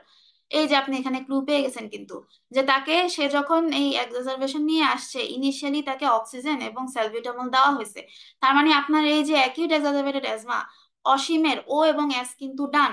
এবং আপনার প্রশ্ন কি ছিল, নেক্সট স্টেপ ইজ ম্যানেজমেন্ট, তাহলে নেক্সট স্টেপ কি আছে, এইচ আছে। এইচ কি আছে আমার প্রশ্নের অপশনে? অবশ্যই আছে, যে এই নাম্বারে আছে আইভি হাইড্রোকর্টিসন। সো এটা আপনার অ্যান্সার। এই যে আমি এই প্রশ্নটা এক্সপ্লেন করতে আমার প্রায় 5 মিনিট সময় লেগে গেছে, আপনি যদি এই অ্যাপ্রোচটা জানেন, আপনার আসলে কতক্ষণ লাগবে? আপনার লাগবে 15 সেকেন্ড। 15 থেকে 20 সেকেন্ড আপনি এটার উত্তর পেয়ে যাবেন, যে আপনি জেনে গেছেন এই নাম্বার অ্যান্সার। তারপর 10 সেকেন্ড আপনি দাগাবেন হচ্ছে প্রশ্নপত্রে, ওখানে আপনার গোল ভরাট করতে 10 সেকেন্ড লাগলো। তাহলে এই যে একটা প্রশ্নের জন্য আপনার আলটিমেটলি স্পেন্ড করতে হলো কতটুকু সময়? 30 সেকেন্ড। আপনি পাচ্ছিলেন কত, 60 সেকেন্ড, তাহলে আপনি 30 সেকেন্ড বাঁচালেন। এমন কিছু প্রশ্ন আসবে যেগুলি মাথার উপর দিয়ে যাবে এবং ওগুলি আপনাকে একটু বেশি সময় দিতে হয়। ম্যাথ রিলেটেড কিছু প্রশ্ন থাকে, ওখানে একটু একটু টাইম দিতে হয়। তো সেই ক্ষেত্রে আপনি এই যে 30 সেকেন্ড সেভ করলেন, ওই এই সময়টা আপনি ওখানে স্পেন্ড করতে পারবেন। এটা হচ্ছে আপনার টাইম ম্যানেজমেন্টের অ্যাপ্রোচ, এবং এভাবে আপনাকে প্রশ্ন ইন্টারপ্রেট করা শিখতে হবে। ওই আমি পড়ে গেলাম প্ল্যাব কিজ মুখস্থ করে গেলাম, ওইভাবে প্ল্যাব মানে প্ল্যাব এক্সাম আসলে সেটা না। আপনার স্কিল ডেভেলপ করতে হবে। কারণ আপনি প্ল্যাব এক্সাম দিয়ে আসলে আপনি আলটিমেটলি কি হচ্ছেন, আপনি জিপি হবে। জিপি ওখানে 5 থেকে 10 মিনিটের মধ্যে কনসালটেশন শেষ করতে হয়। পেশেন্টের সাথে কথা বলতে হবে, পেশেন্টের সমস্যা জানতে হবে, তাকে ডায়াগনোসিস করে আপনাকে আইদার তাকে কাউন্সিলিং বা ট্রিটমেন্ট দিবেন অথবা রেফার করবেন। তো এই সবকিছু যে মানে এই যে কম সময়ের মধ্যে আপনি করতে পারেন কিনা ওইটার একটা ওরা জাস্ট এই এই পরীক্ষার প্রশ্নগুলির মধ্যে ওরা এটা জাজ করে আপনাকে। আলটিমেট গোল হচ্ছে আপনি যেহেতু জিপি হবে, আপনি এই টাইম ম্যানেজমেন্ট বা কম সময়ের মধ্যে মানে maximum service in minimal time, এই জিনিসটা আপনি পারেন কিনা, এটাই হচ্ছে প্ল্যাব ওয়ানের মোটো। বা প্ল্যাব হোল প্ল্যাব এক্সামেরই কাহিনী হচ্ছে এটা। আপনাকে টাইম ম্যানেজমেন্ট করতে হবে। আপনি যদি বিভিন্ন মানে আগে যারা পরীক্ষা দিয়ে আসছে তাদের যদি আপনি এক্সপিরিয়েন্স জানতে চান, তাহলে সবাই কিন্তু যাদের খারাপ হয়েছে তারা কিন্তু বলবে যে তাদের এই যে প্রশ্ন শেষ করতে পারে নাই, প্রশ্ন সব অ্যান্সার করতে পারে না, এবং এজন্য তাদের আলটিমেটলি এবং বা লাস্টের দিকে দেখা যায় কি 10 মিনিট আছে কিন্তু প্রশ্ন বাকি আছে 20-30টা। তো তখন কি আর আপনি এত টাইম দিতে পারবেন? তখন আন্তাজে যা মাথায় আসবে তখনই তাকাতে থাকবেন, প্যানিক হয়ে যাবেন তো আপনি, আপনার তখন মাথা কাজ করবে না। তো এগুলি যেন না হয় সেটার জন্য আপনাকে এই কোয়েশ্চেন ইন্টারপ্রিটেশন এভাবে করে যেতে হবে। এটা আমি একটা এক্সাম্পল দিচ্ছি, এভাবে প্রত্যেকটা সিস্টেমে প্রত্যেকটা টপিক এভাবে আপনাকে ব্রেকডাউন করা শিখতে হবে। এটাই হচ্ছে কোয়েশ্চেন ইন্টারপ্রিটেশন। যখন আপনি এটা করতে পারবেন তখনই আপনার টাইম ম্যানেজমেন্ট অটোমেটিক হয়ে যাবে, হতে বাধ্য। আপনি পরীক্ষার দিন না, যেমন আমার পরীক্ষা 20 মিনিট আগে শেষ হয়েছে, আমি 20 মিনিট পরে আমার মনে হয়েছে যে ও আচ্ছা ওই প্রশ্নটা মনে হয় আমি মানে আমি খুঁজে খুঁজে দেখছি যে আচ্ছা এই প্রশ্নটা মনে হয় আমার অ্যান্সারটা হয় নাই, আমি তখন ওগুলি আবার নিয়ে চিন্তা ভাবনা করছি। I got the time. 20 minute সময় পাওয়া এক্সট্রা, ইটস আ মানে ব্লেসিং। আপনাকে 20 মিনিট সময় পেতে হবে না, আপনি 180 মিনিটে 180টা প্রশ্ন করতে পারলেই হলো যে আপনার টাইম ম্যানেজমেন্ট হয়েছে। আপনি প্যানিক হওয়া যাবে না, মাথা ঠান্ডা করে যেন অ্যান্সার করতে পারেন। এটা হচ্ছে মানে কোশ্চেন ইন্টারপ্রিটেশন এবং টাইম ম্যানেজমেন্টের ইম্পর্টেন্স। তাহলে এই যে আমাদের স্টাডি ম্যাটেরিয়ালস এন্ড হাবিজাবি থেকে আপনার আলটিমেটলি দিন শেষে কি লাগবে, what do you really need? এই যে আমি আপনাকে বলে দিলাম যে আপনাকে এভাবে একটা অ্যাপ্রোচ করতে হবে, এই যে একটা গাইডলাইন দিলাম, এরকম বিভিন্ন গাইডলাইন লাগবে। আপনি অনেক সিনিয়রকে যদি মানে বিভিন্ন ইয়েরা যদি শুনে যে আপনি প্ল্যাব এক্সাম দিবেন বা এরকম এরকম অনেকে আমাদের সিনিয়ররা আমাদেরকে বলতো যে অক্সফোর্ডের ক্লিনিক্যাল এক্সামিনেশন বুক পড়ো, এটা অনেক ভালো, ওখানে ওরা প্র্যাকটিস করে। বা ওই যে সিএমডিটি আছে, যে current medical diagnosis and treatment, ওরা প্রত্যেক বছর গাইডলাইন আপডেটেড একটা বই আছে। তো এগুলি কি আসলে আপনার আলটিমেটলি প্ল্যাব এক্সামের জন্য important? For PLAB it's not important. আপনার এত মানে ভাস্ট সি নলেজ নিয়ে আপনার যাওয়া লাগবে না। আপনার মূল জিনিস পড়তে হবে যে কি পড়তে হবে এবং কি পড়তে হবে না। Yes, those source of study material যে বইগুলোর আমি নাম বললাম, দোজ আর ভেরি গুড আপনি যদি জ্ঞান অর্জনের জন্য পড়তে চান। আর যখন আপনি জিপি হয়ে গেছেন আপনার প্র্যাকটিসের সুবিধার্থে আপনি অবশ্যই ওগুলি পড়বেন। বাট ফর প্ল্যাব এক্সাম আপনার ওগুলি পড়া লাগবে না। আপনাকে এখন চুজ করতে হবে যে আপনি কি পড়বেন এবং কি পড়বেন না। কারণ আপনি তো পরীক্ষায় পাশ করতে হবে, পাশ করার পরে না আপনি প্র্যাকটিস করতে বসলে তখন আপনার নলেজ লাগবে, তখন আপনি ওসব বই পড়বেন।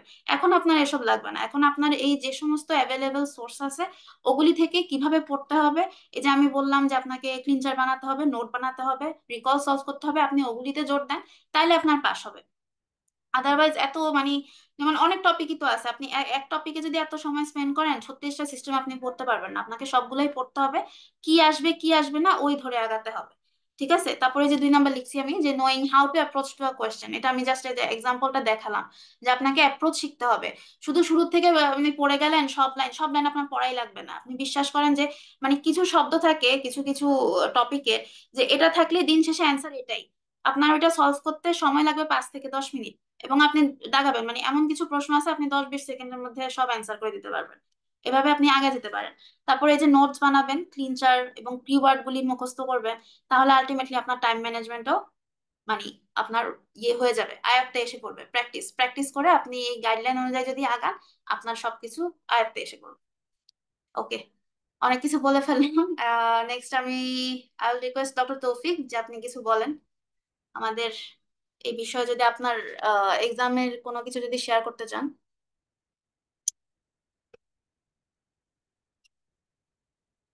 আনমিউট তৌফিক, আনমিউট। ওকে, নেক্সট মোস্ট ইম্পর্টেন্ট পার্টটা হলো যে আমাদের এক্সাম বা আমাদের পরীক্ষার হলে আমরা কি কি জিনিস ফেস করেছিলাম বা কি কি কোশ্চেন আসছিল।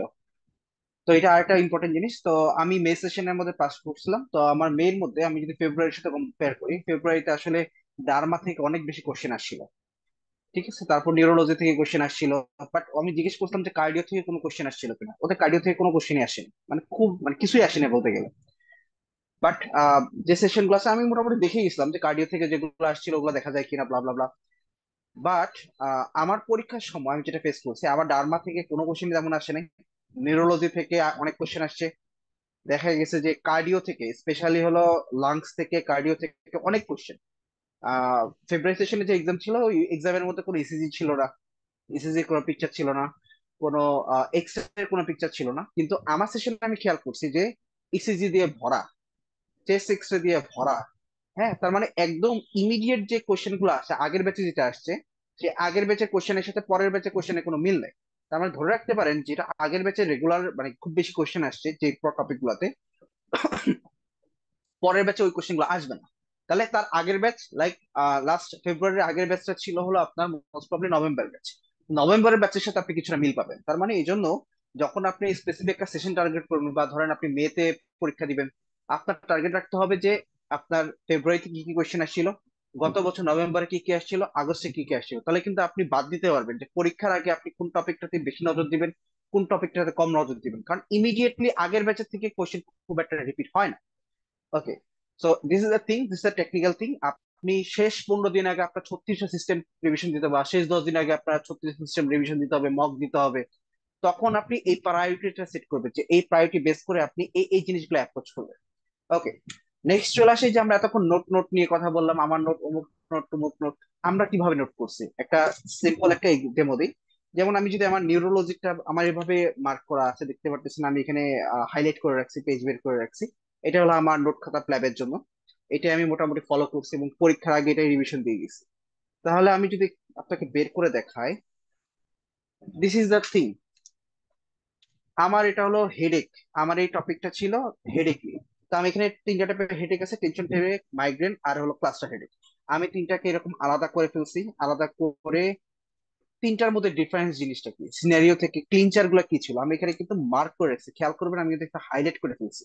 তার মানে এই জিনিসটা হলে আপনার দরকার, আপনি যখন নোট বানাবেন আপনার নোটের মধ্যে এইসব জিনিস থাকতে হবে যে আপনি এভাবে হাইলাইট করলেন কিনা, এখানে আপনি আলাদা করে মার্ক করলেন কিনা, যখন আপনি সলভ করবেন যে জিনিসটা ভুল করতেছেন, কোন পোর্শনটাতে ভুল করতেছেন, আপনি কোন জিনিসটা ধরতে পারেন নাই, সে যে না ধরতে পারা জিনিসটা এখানে আপনি দিবেন, মানে তুলে রাখবেন, যাতে যখন পরীক্ষার 10 দিন আগে আপনি রিভিশন দিবেন আপনার সিস্টেম প্ল্যাব ওয়ান কিজ বা প্ল্যাবাবল থেকে দেখার তো সুযোগ নাই। আপনি জাস্ট আপনার এই নোটটা জাস্ট দেখবেন।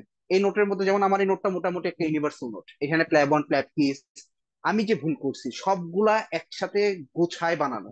দেখা গেছে আমি জাস্ট এটা রিভিশন দিয়ে পরীক্ষা হলে চলে গেছি, আমার মোটামুটি একটা কনফিডেন্স ছিল ওকে আমি পরীক্ষার আগে গিয়ে মোটামুটি সব সিস্টেম আমি দেখে গেছি। অ্যাকচুয়ালি আমি কিন্তু প্ল্যাবেবল প্ল্যাব কিজকে সব সিস্টেম দেখিনি, আমি কিন্তু জাস্ট আমার এই নোট থেকে পুরোটা দেখে গেছি। তার মানে আপনার এরকম একটা নোট বানাইতে হবে যে নোটটা হলো আপনার পরীক্ষার আগের দিনের একটা বন্ধু, যে আপনার নোট আছে মিনস হলো আপনার অনেক কিছু গুছানো আছে। তো যাই হোক, আমি এলমাকে রিকোয়েস্ট করবো যে ওর নোটটা একটু দেখানোর জন্য, ও এরকম সিমিলারলি বানাইছিল, আমাদের দুজনের মধ্যে এই জিনিসটা কমন ছিল যে নোট টোট বানায় রাখছিলাম, এই জন্য খুব বেশি ইজি ছিল। আচ্ছা, আমার এলমা। এরকমই সেম মার্ক করা, এবং বিভিন্ন আমার দুইটা নোট খাতা আছে এরকম। মার্ক করলে আমি যদি সিস্টেম ওয়াইজ টান দিই আমার ওই সিস্টেমটা বের হয়ে যাবে। তো আমার সবচেয়ে মোস্ট ফেভারিট নোট মনে হচ্ছে এপিডেমিওলজি, যেটা খুবই মানে খুবই ডিফিকাল্ট একটা টপিক। এবং আমি এটা আলহামদুলিল্লাহ মানে এত সুন্দর করে, এই যে ফার্স্টে আমি ফর্মুলাগুলি সাজাইছিলাম যে ম্যাথ কি আসে। হ্যাঁ, তারপরে যে এখানে একটা চার্ট আছে, যদি দেখা যাচ্ছে কিনা আমি জানি না, এখানে একটা চার্ট আছে যে এটা থেকে মনে হয় 2 থেকে 3টা প্রশ্ন আমার নিজেরও আসছে। দিস ইজ এপিডেমিওলজি, যেটা সবাই আমরা ভয় পাই।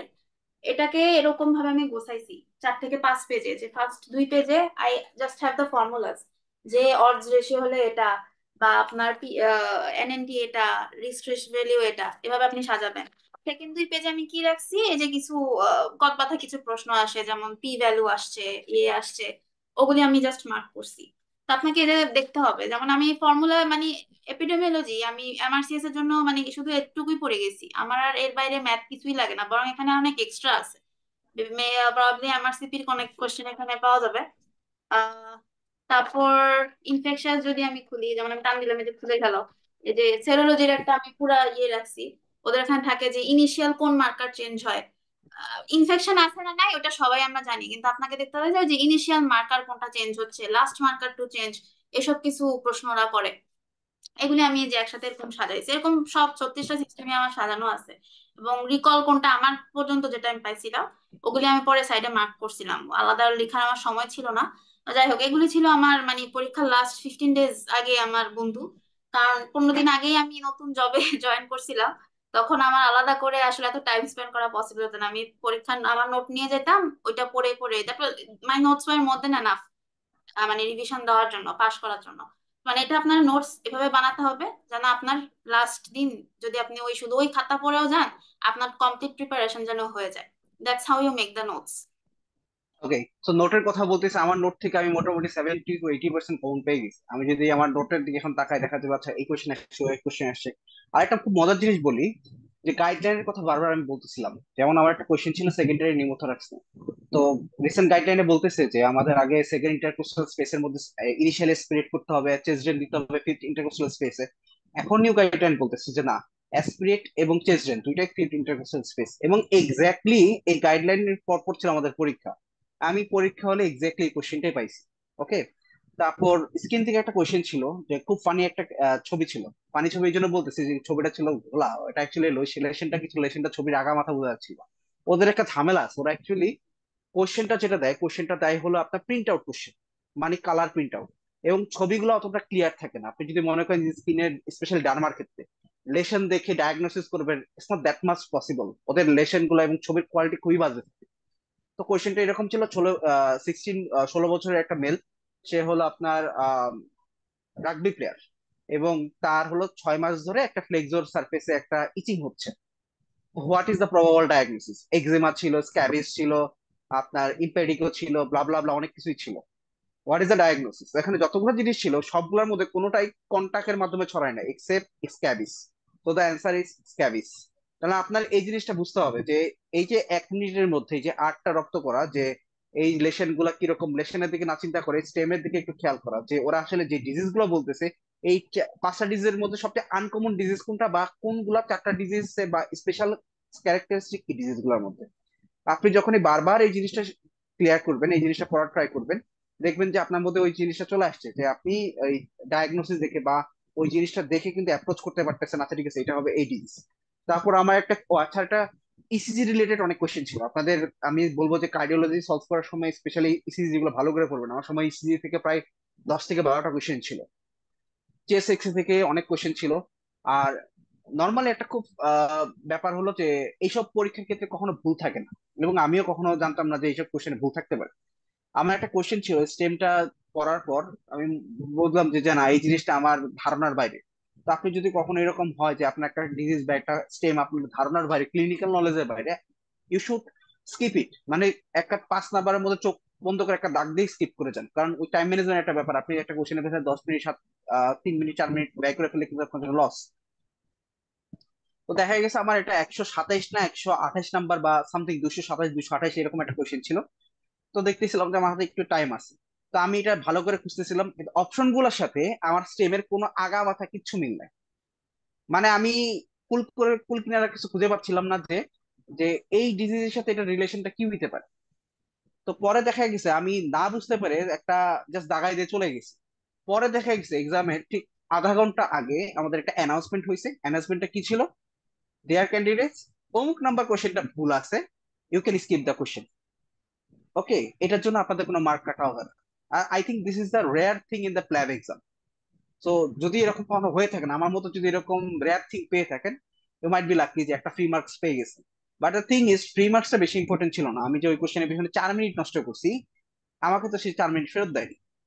তো ওই যে বারবার এর মধ্যে বলতেছিল একটা কথা, যে আপনাকে question reading speeding, question read করা বা অপশন গুলা চেনা, এটা কিন্তু খুব ইম্পর্টেন্ট। আপনি যখন এটা করতে পারবেন তখন কিন্তু এই 4 মিনিট আপনার গায়ে লাগবে না। লাইক আমি অ্যারাউন্ড আধা ঘন্টা আগে আমার এক্সাম শেষ হয়ে গেছিল।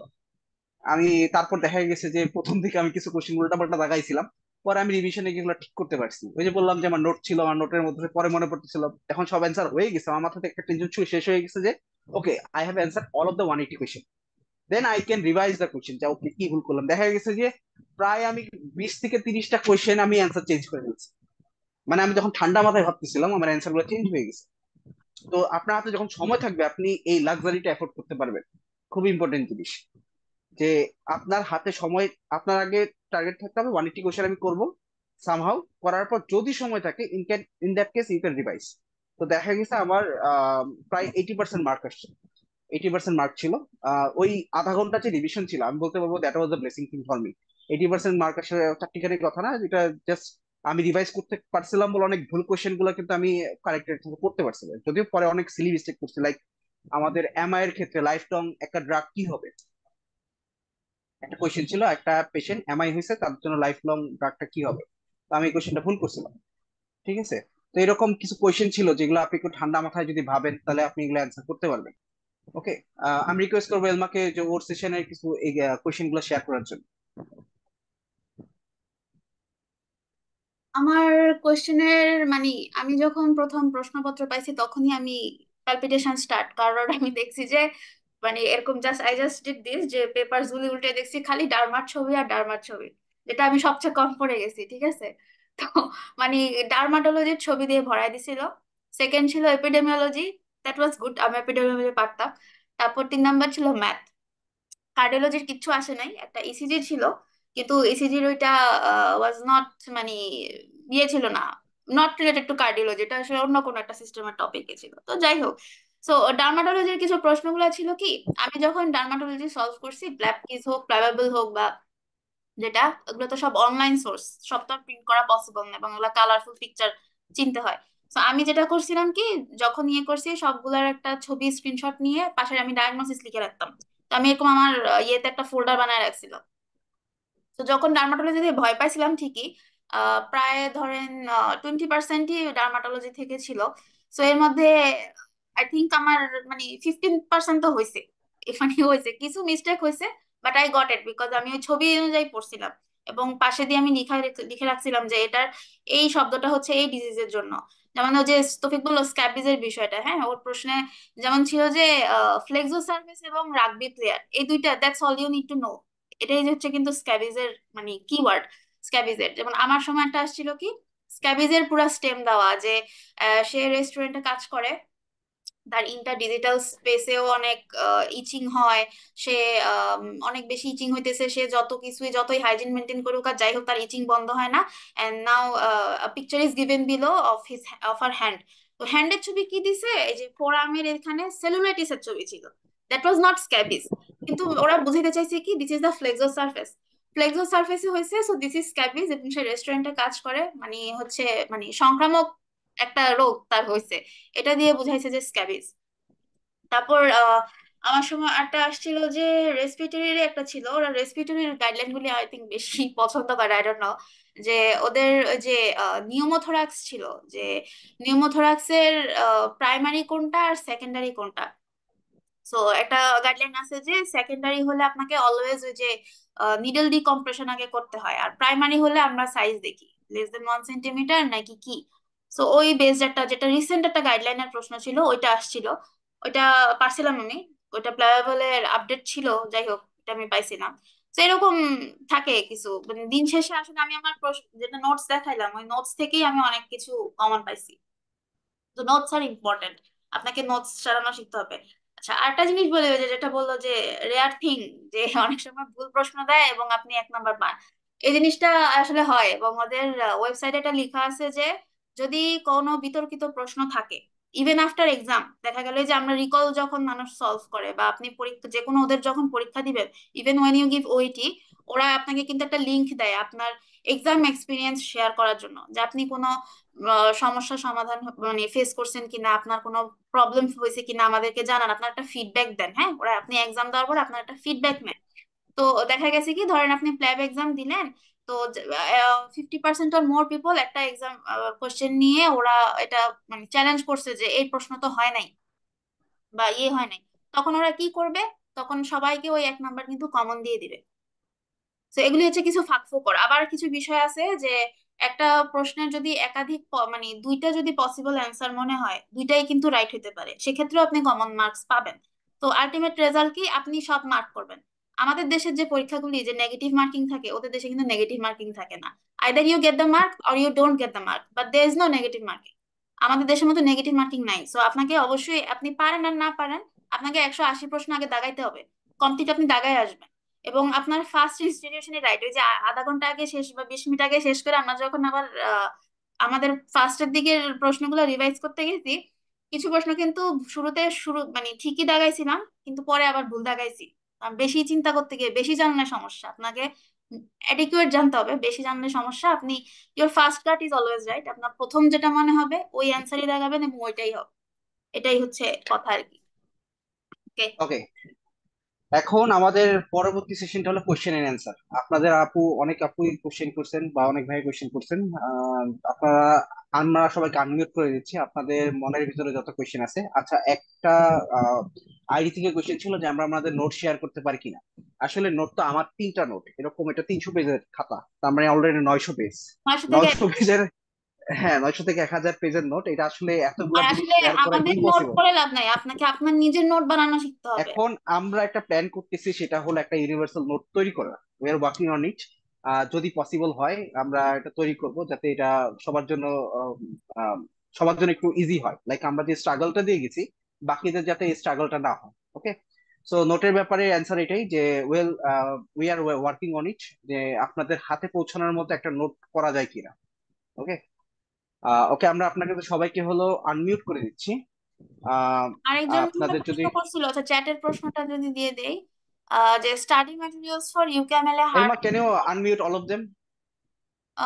People can ask us any question.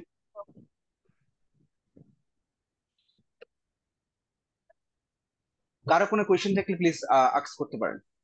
And this is really, we are just honoured যে আপনারা মনোযোগ দিয়ে এত কথা শুনছেন।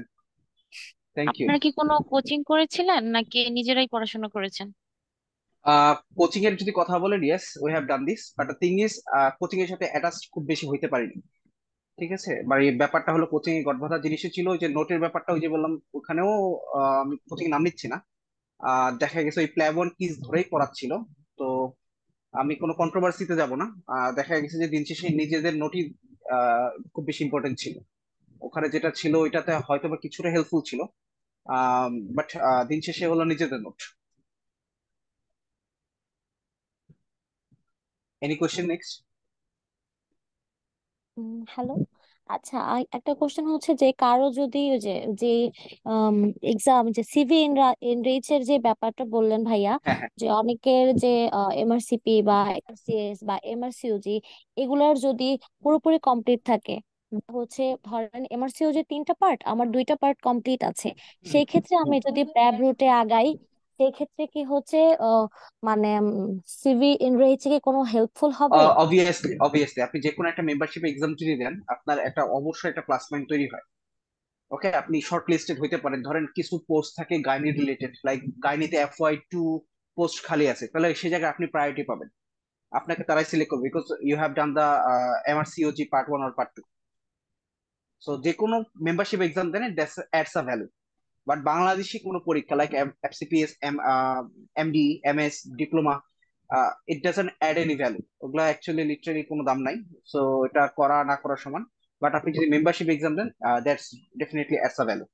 যেমন আমি একটা আমার কমনলি একটা লাস্ট আপুর কথা বলি, উনি মাস্টার্স কমপ্লিট করছিল ইউকে তে গিয়ে, মলিকুলার মেডিসিনে। উনি জাস্ট 6 মাস পর জব পেয়ে গেছে। প্লাস আমি আপনাদের শুরুতে স্টোরি বলতেছিলাম, জাস্ট 6 মাস। This a really surprising thing right now, because এখনকার দিনে তো এত তাড়াতাড়ি কেউ জব পায় না। তার ক্ষেত্রে কি স্পেশালিটি ছিল, সে হলো মাস্টার্স কমপ্লিট করা। তো এখন যারা হলো আমাদের প্ল্যাটফর্ম বাংলাদেশ ডক্টর যেটা আছে, অনেকে জব পাওয়ার পর দেখা যায় যে, আমি নিজেই মেতে পাশ করছি, আমি আজকে আপনাদের সাথে এগুলো শেয়ার করতেছি, দেখা গেছে যে চাকরি টাকরি হাবি জাবি এগুলো করে আসলে সুযোগ হয় না যে আমি সবাইকে আবার জানাবো। এটা একটা হ্যাকটিক বিষয় বা অনেক প্ল্যানিং প্লটিং এর ব্যাপার। তো দেখা যায় প্রত্যেকে যারা জব পাচ্ছে তাদের কিছু না কিছু কমন আছে, বা কিছু না কিছু মেম্বারশিপ বা সামথিং কিছু না কিছু করছে, করার কারণে এখন জব পাচ্ছে। তার মানে আপনার আর্লি জব পাওয়াটা ডিপেন্ড করতেছে আপনি এরকম ফাঁক ফোকর দিয়ে পার্ট 1টা করে ফেললেন কিনা।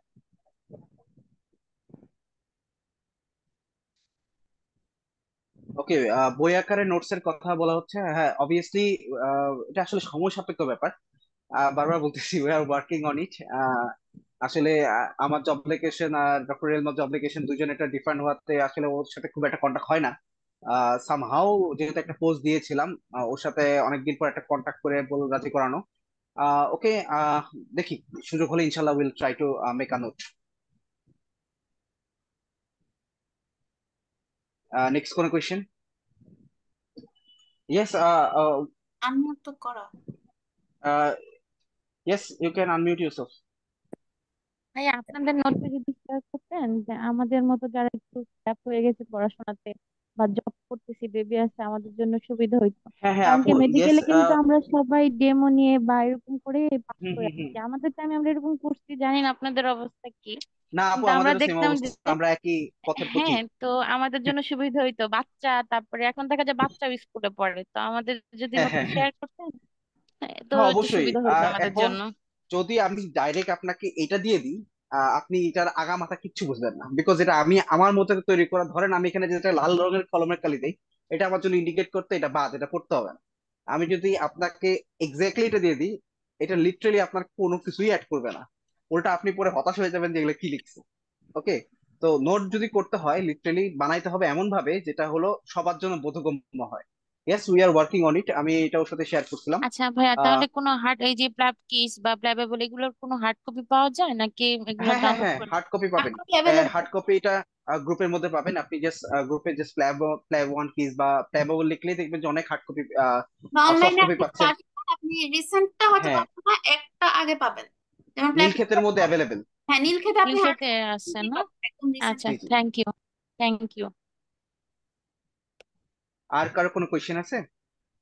আচ্ছা, আরেকটা জিনিস। এপিডেমিওলজিটা, ভাইয়া, হুম হুম, শিওর শিওর আপু। এপিডেমিওলজিটা কিভাবে পড়বো? মানে I find it really difficult, মাথায় ঢুকে না। সারা জীবন এটা হ্যাঁ স্কিপ করে হ্যাঁ হ্যাঁ, গিয়েছি, বাট এখন তো মনে হচ্ছে অ্যাটলিস্ট 5 কোয়েশ্চেন্স থাকে।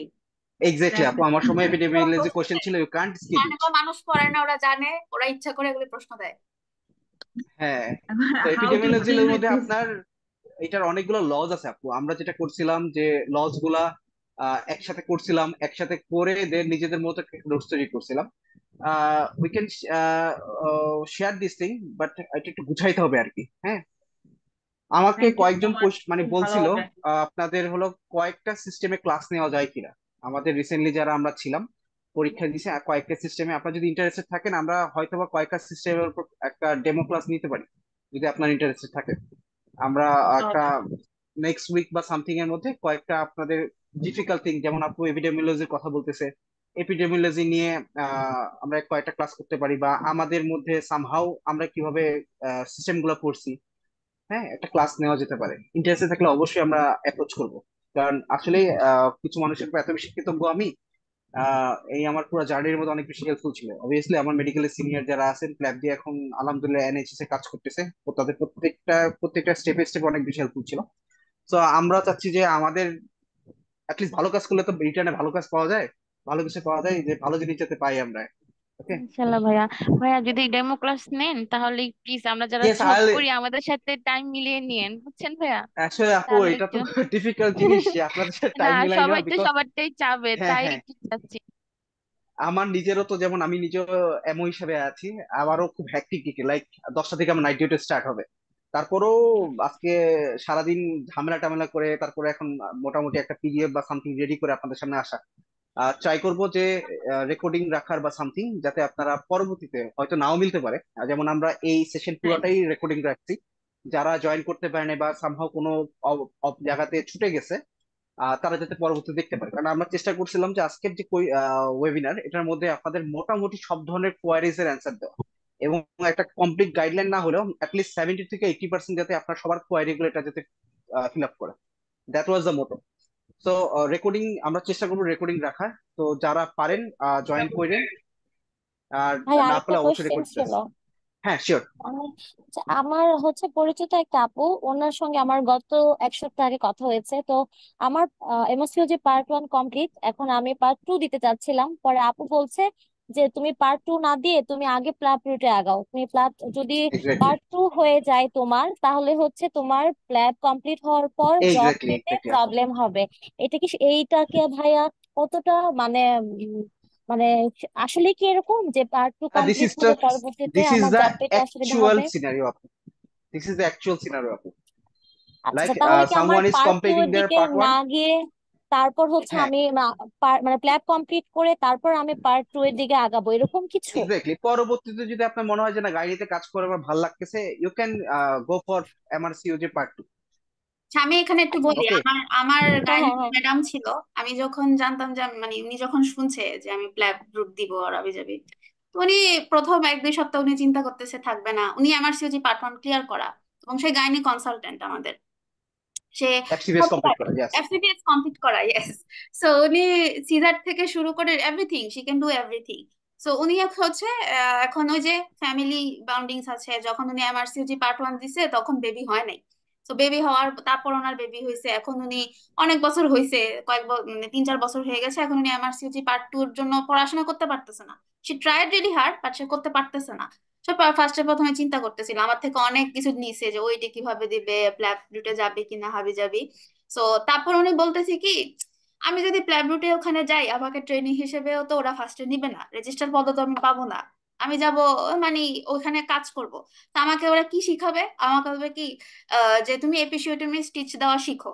এখন একটা কনসালটেন্ট বাংলাদেশে সে সবকিছু করে আসে, তাকে যদি ওখানে বলে যে আপনি এপিসিওটমি স্টিচ দেওয়া আগে শিখেন, মানে ইনসিশন এন্ড স্টিচ দেওয়া শিখেন, শি উইল বি অফেন্ডেড। তার তো এটা ভালো লাগবে না, তার ওখানে অ্যাডাপ্ট করা ডিফিকাল্ট হয়ে যাবে।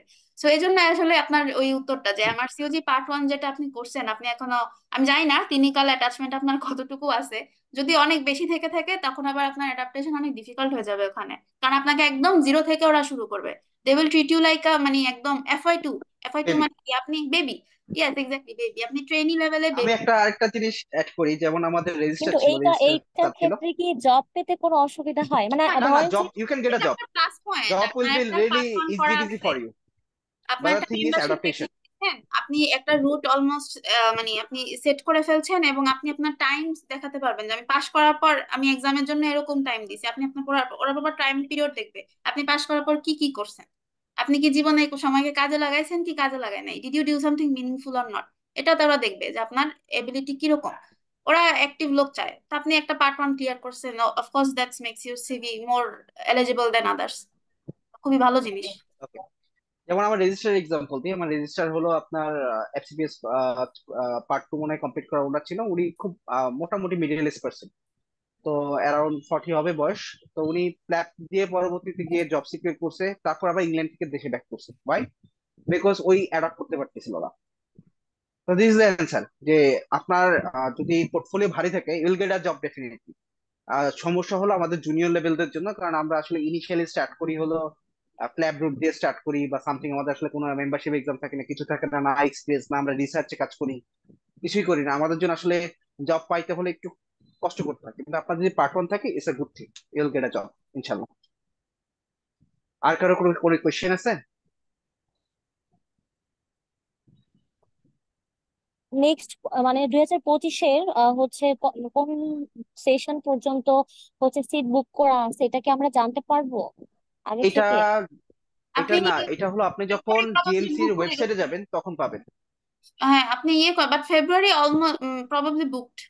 ফেব্রুয়ারি মনে হয় না দেয়ার ইজ পাবো। নো সিট টিল মে হ্যাঁ, ওরা 2025, আই থিঙ্ক। লিমিটেড সিট ছাড়ে আর কি, 2 মাসের একটা সিট ছাড়ে। ধরেন এই মাসে যদি ওরা সিট ছাড়ে নভেম্বর এবং ফেব্রুয়ারি, সো ফেব্রুয়ারি কি সব সিট ওরা ছাড়বে না।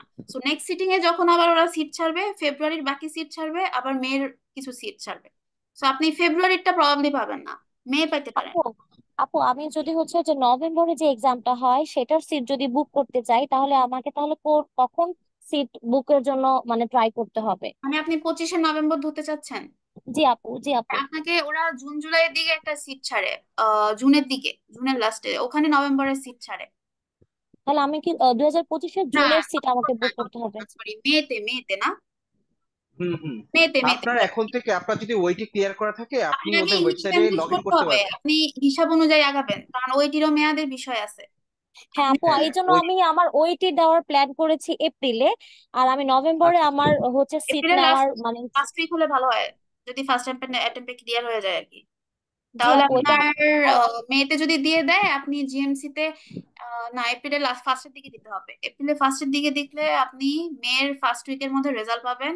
মেতে আপনার জিএমসি অ্যাকাউন্ট ওগুলি ভেরিফিকেশন আবার 2 সপ্তাহ টাইম লাগে। হ্যাঁ, আপনি যখন সব জমা দিবেন ওখানে আবার 2 সপ্তাহটা টাইম লাগে। স্পেশালি যেই মাসে ওরা সিট ছাড়বে ওই মাসে ওরা আবার একটু ডিলে করে। বেশি ডিলে হলে, আচ্ছা, আপনাদের এই সমস্ত জিএমসি রিলেটেড রেজিস্ট্রেশনে যদি কোনো প্রবলেম ফেস হয়, অলওয়েজ ইমেল দেন। জিএমসি এগুলো আবার খুব ওরা রিপ্লাই করে অনেক এবং আপনাকে প্রাধান্য দেয়। আপনি যদি ইমেল করেন যে আমার এরকম আমি রিসেন্টলি বুক করছি, আমার এটা একসেপ্ট হচ্ছে না, I will not be able to book the seat, আপনি যখন রিলিজ করবেন তখন ওরা এগুলা তাড়াতাড়ি ভেরিফাই করে দেয়, and then you can book the exam. তো আপনি যদি তো নভেম্বরে ব্যাপারটা হলো ওইটির একটা ব্যাপারটা হলো আপু যত আর্লি ক্লিয়ার করবেন এটা আপনার জন্য ভালো, because you'll have the opportunity or scope বেশি, লাইক আপনি সবগুলা স্লটের সিট গুলা পাবেন। যদি এরকম অঙ্ক কষে দেন সামহাও যদি আপনার ওইটিটা খারাপ হয়, বিকজ ওইটি is not a clinical exam, like আমরা ক্লিনিক্যালে প্রত্যেকে সাউন্ড আমাদের ক্লিনিক্যাল নলেজ আছে, বাট ওইটি ব্যাপারটা is English test, like it's boring and monotonous. আপনি যদি মনে করেন আপনি যখনই ওইটি প্রিপারেশন এটা নিতে আমাদের বসবেন আপনার কাছে এত পড়ালেখা, বিরক্ত লাগবে। আপনার কমিউনিকেশন স্কিল ইন আ না, ডিফারেন্ট এটা ল্যাঙ্গুয়েজ। হ্যাঁ, খুবই একটা ঝামেলা আপু। আমি হচ্ছে মানে লাস্ট ওইটি মানে যদি আমি নভেম্বরে আমি প্ল্যাব ওয়ান ধরতে চাই, লাস্ট ওইটির টাইম হচ্ছে আমার এপ্রিল। এর আগে আমি আরেকবার দিব, কারণ আমার ওইটি স্কিল খুব বেশি ভালো না। আমি এরকম প্রিপারেশন নিচ্ছি এখন থেকে ওইটির জন্য। এখন নভেম্বরে সিট পেতে হলে আমার আপনি ব্যাপারটা হলো যে ফেব্রুয়ারির মধ্যে ওইটি ক্লিয়ার করেন, তাহলে ইনশাল্লাহ নভেম্বরে সিট পেয়ে যাবেন হোপফুলি। আপনার ঠিক আছে টার্গেট ভাইয়া, থাকবে হলো থ্যাংক ইউ। ফেব্রুয়ারির মধ্যে। হ্যাঁ, কারণ আপনি ওকে, মার্চে পাবেন রেজাল্ট। হ্যাঁ, ফেব্রুয়ারি একদম সেফ জোন আর কি। আচ্ছা, একদম সেফ আর জোন, আপু ইয়েস। তাহলে আমি আর হচ্ছে ওই মেম্বারশিপ যে এক্সাম মানে পার্ট টু, তাহলে আমি পরে চিন্তা করলে আমার জন্য ভালো হবে। জি আপু, ঠিক আছে, থ্যাংক ইউ আপু, অনেক উপকার হলো ভাইয়া, thank you. Thank you, welcome আপু। ওকে, আর কার কোনো কোশ্চেন আছে? না হলে আমরা ওয়েবিনার শেষ করে দিব। আই ডু ওইটির হ্যাভ আ জন্য নাইট কি ডিউটি। কোচিং করবো, একজন টেক্সট করছে। ওইটি there's a lots of coaching in waiting. You can find in the platform Bangladeshi Doctors Group. Uh, so no recommendation. ইউটিউবের মধ্যে হাজার হাজার সোর্স আছে, we have practice from the YouTube. So I can suggest you best OET coaching. You have to find it by yourself. Practice করতে হবে, ওইটি হচ্ছে practice exam. ইয়া, আচ্ছা, আরেকজন ভাই একদম শুরুতে প্রশ্ন করছিল যে ওনার অনেক গ্যাপ হয়ে গেছে পাশ করার পর, gap is not a owner issue. জন্য প্ল্যাব রুট সুইটেবল কিনা, উনি জিরো থেকে পারবে কিনা, ইয়েস, মানে শুরুতেই ওই বল। আমাদের অ্যান্সার ছিল যে আপনি যদি অ্যাডাপ্টেশন করতে হ্যাঁ, পারেন, yes you can do it. PLAB is for all. আমি যখন প্ল্যাব প্ল্যাব ওয়ান এক্সাম দিই, আমার এক্সাম সেন্টারে অনেক বেশি ইন্ডিয়ান ছিল, কাশ্মীর ছিল এবং ইরানি একজন ছিল, এবং ইরানি একজনের বয়স হবে অলমোস্ট 60, যে আমার সাথে এক্সাম দিচ্ছিল 60। তো সে যদি 60 বছর বয়সে ওইটি ক্লিয়ার করে প্ল্যাব ওয়ান দিতে পারে, I think you guys can do it. It is really doable thing. সে যদি গার্ডস দেখায়, ইরানি একজন মানুষ ছিল, তার আপনাকে সিক্সটি যুদ্ধে নাম, 60 ইয়ার্স। কথা হলো যুদ্ধে নামতে হবে।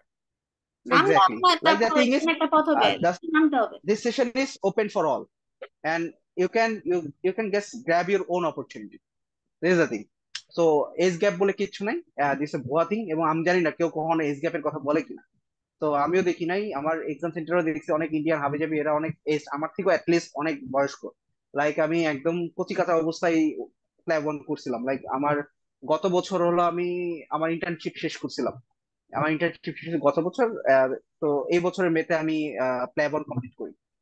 তো আহ, যেমন আমি আছি তেমন আমার থেকে অনেক এজ ওল্ডও ছিল, so it's open for all. যার পোর্টফোলিও ভালোই বেশি সে জব পাবে, দ্যাটস দ্য থিং। ঠিক আছে, thank you for all for joining this session. We are really grateful to you. আর হোপফুলি ক্লাসের ব্যাপারে will update you about the classes. Thank you. আর এলমা কিছু বলবা?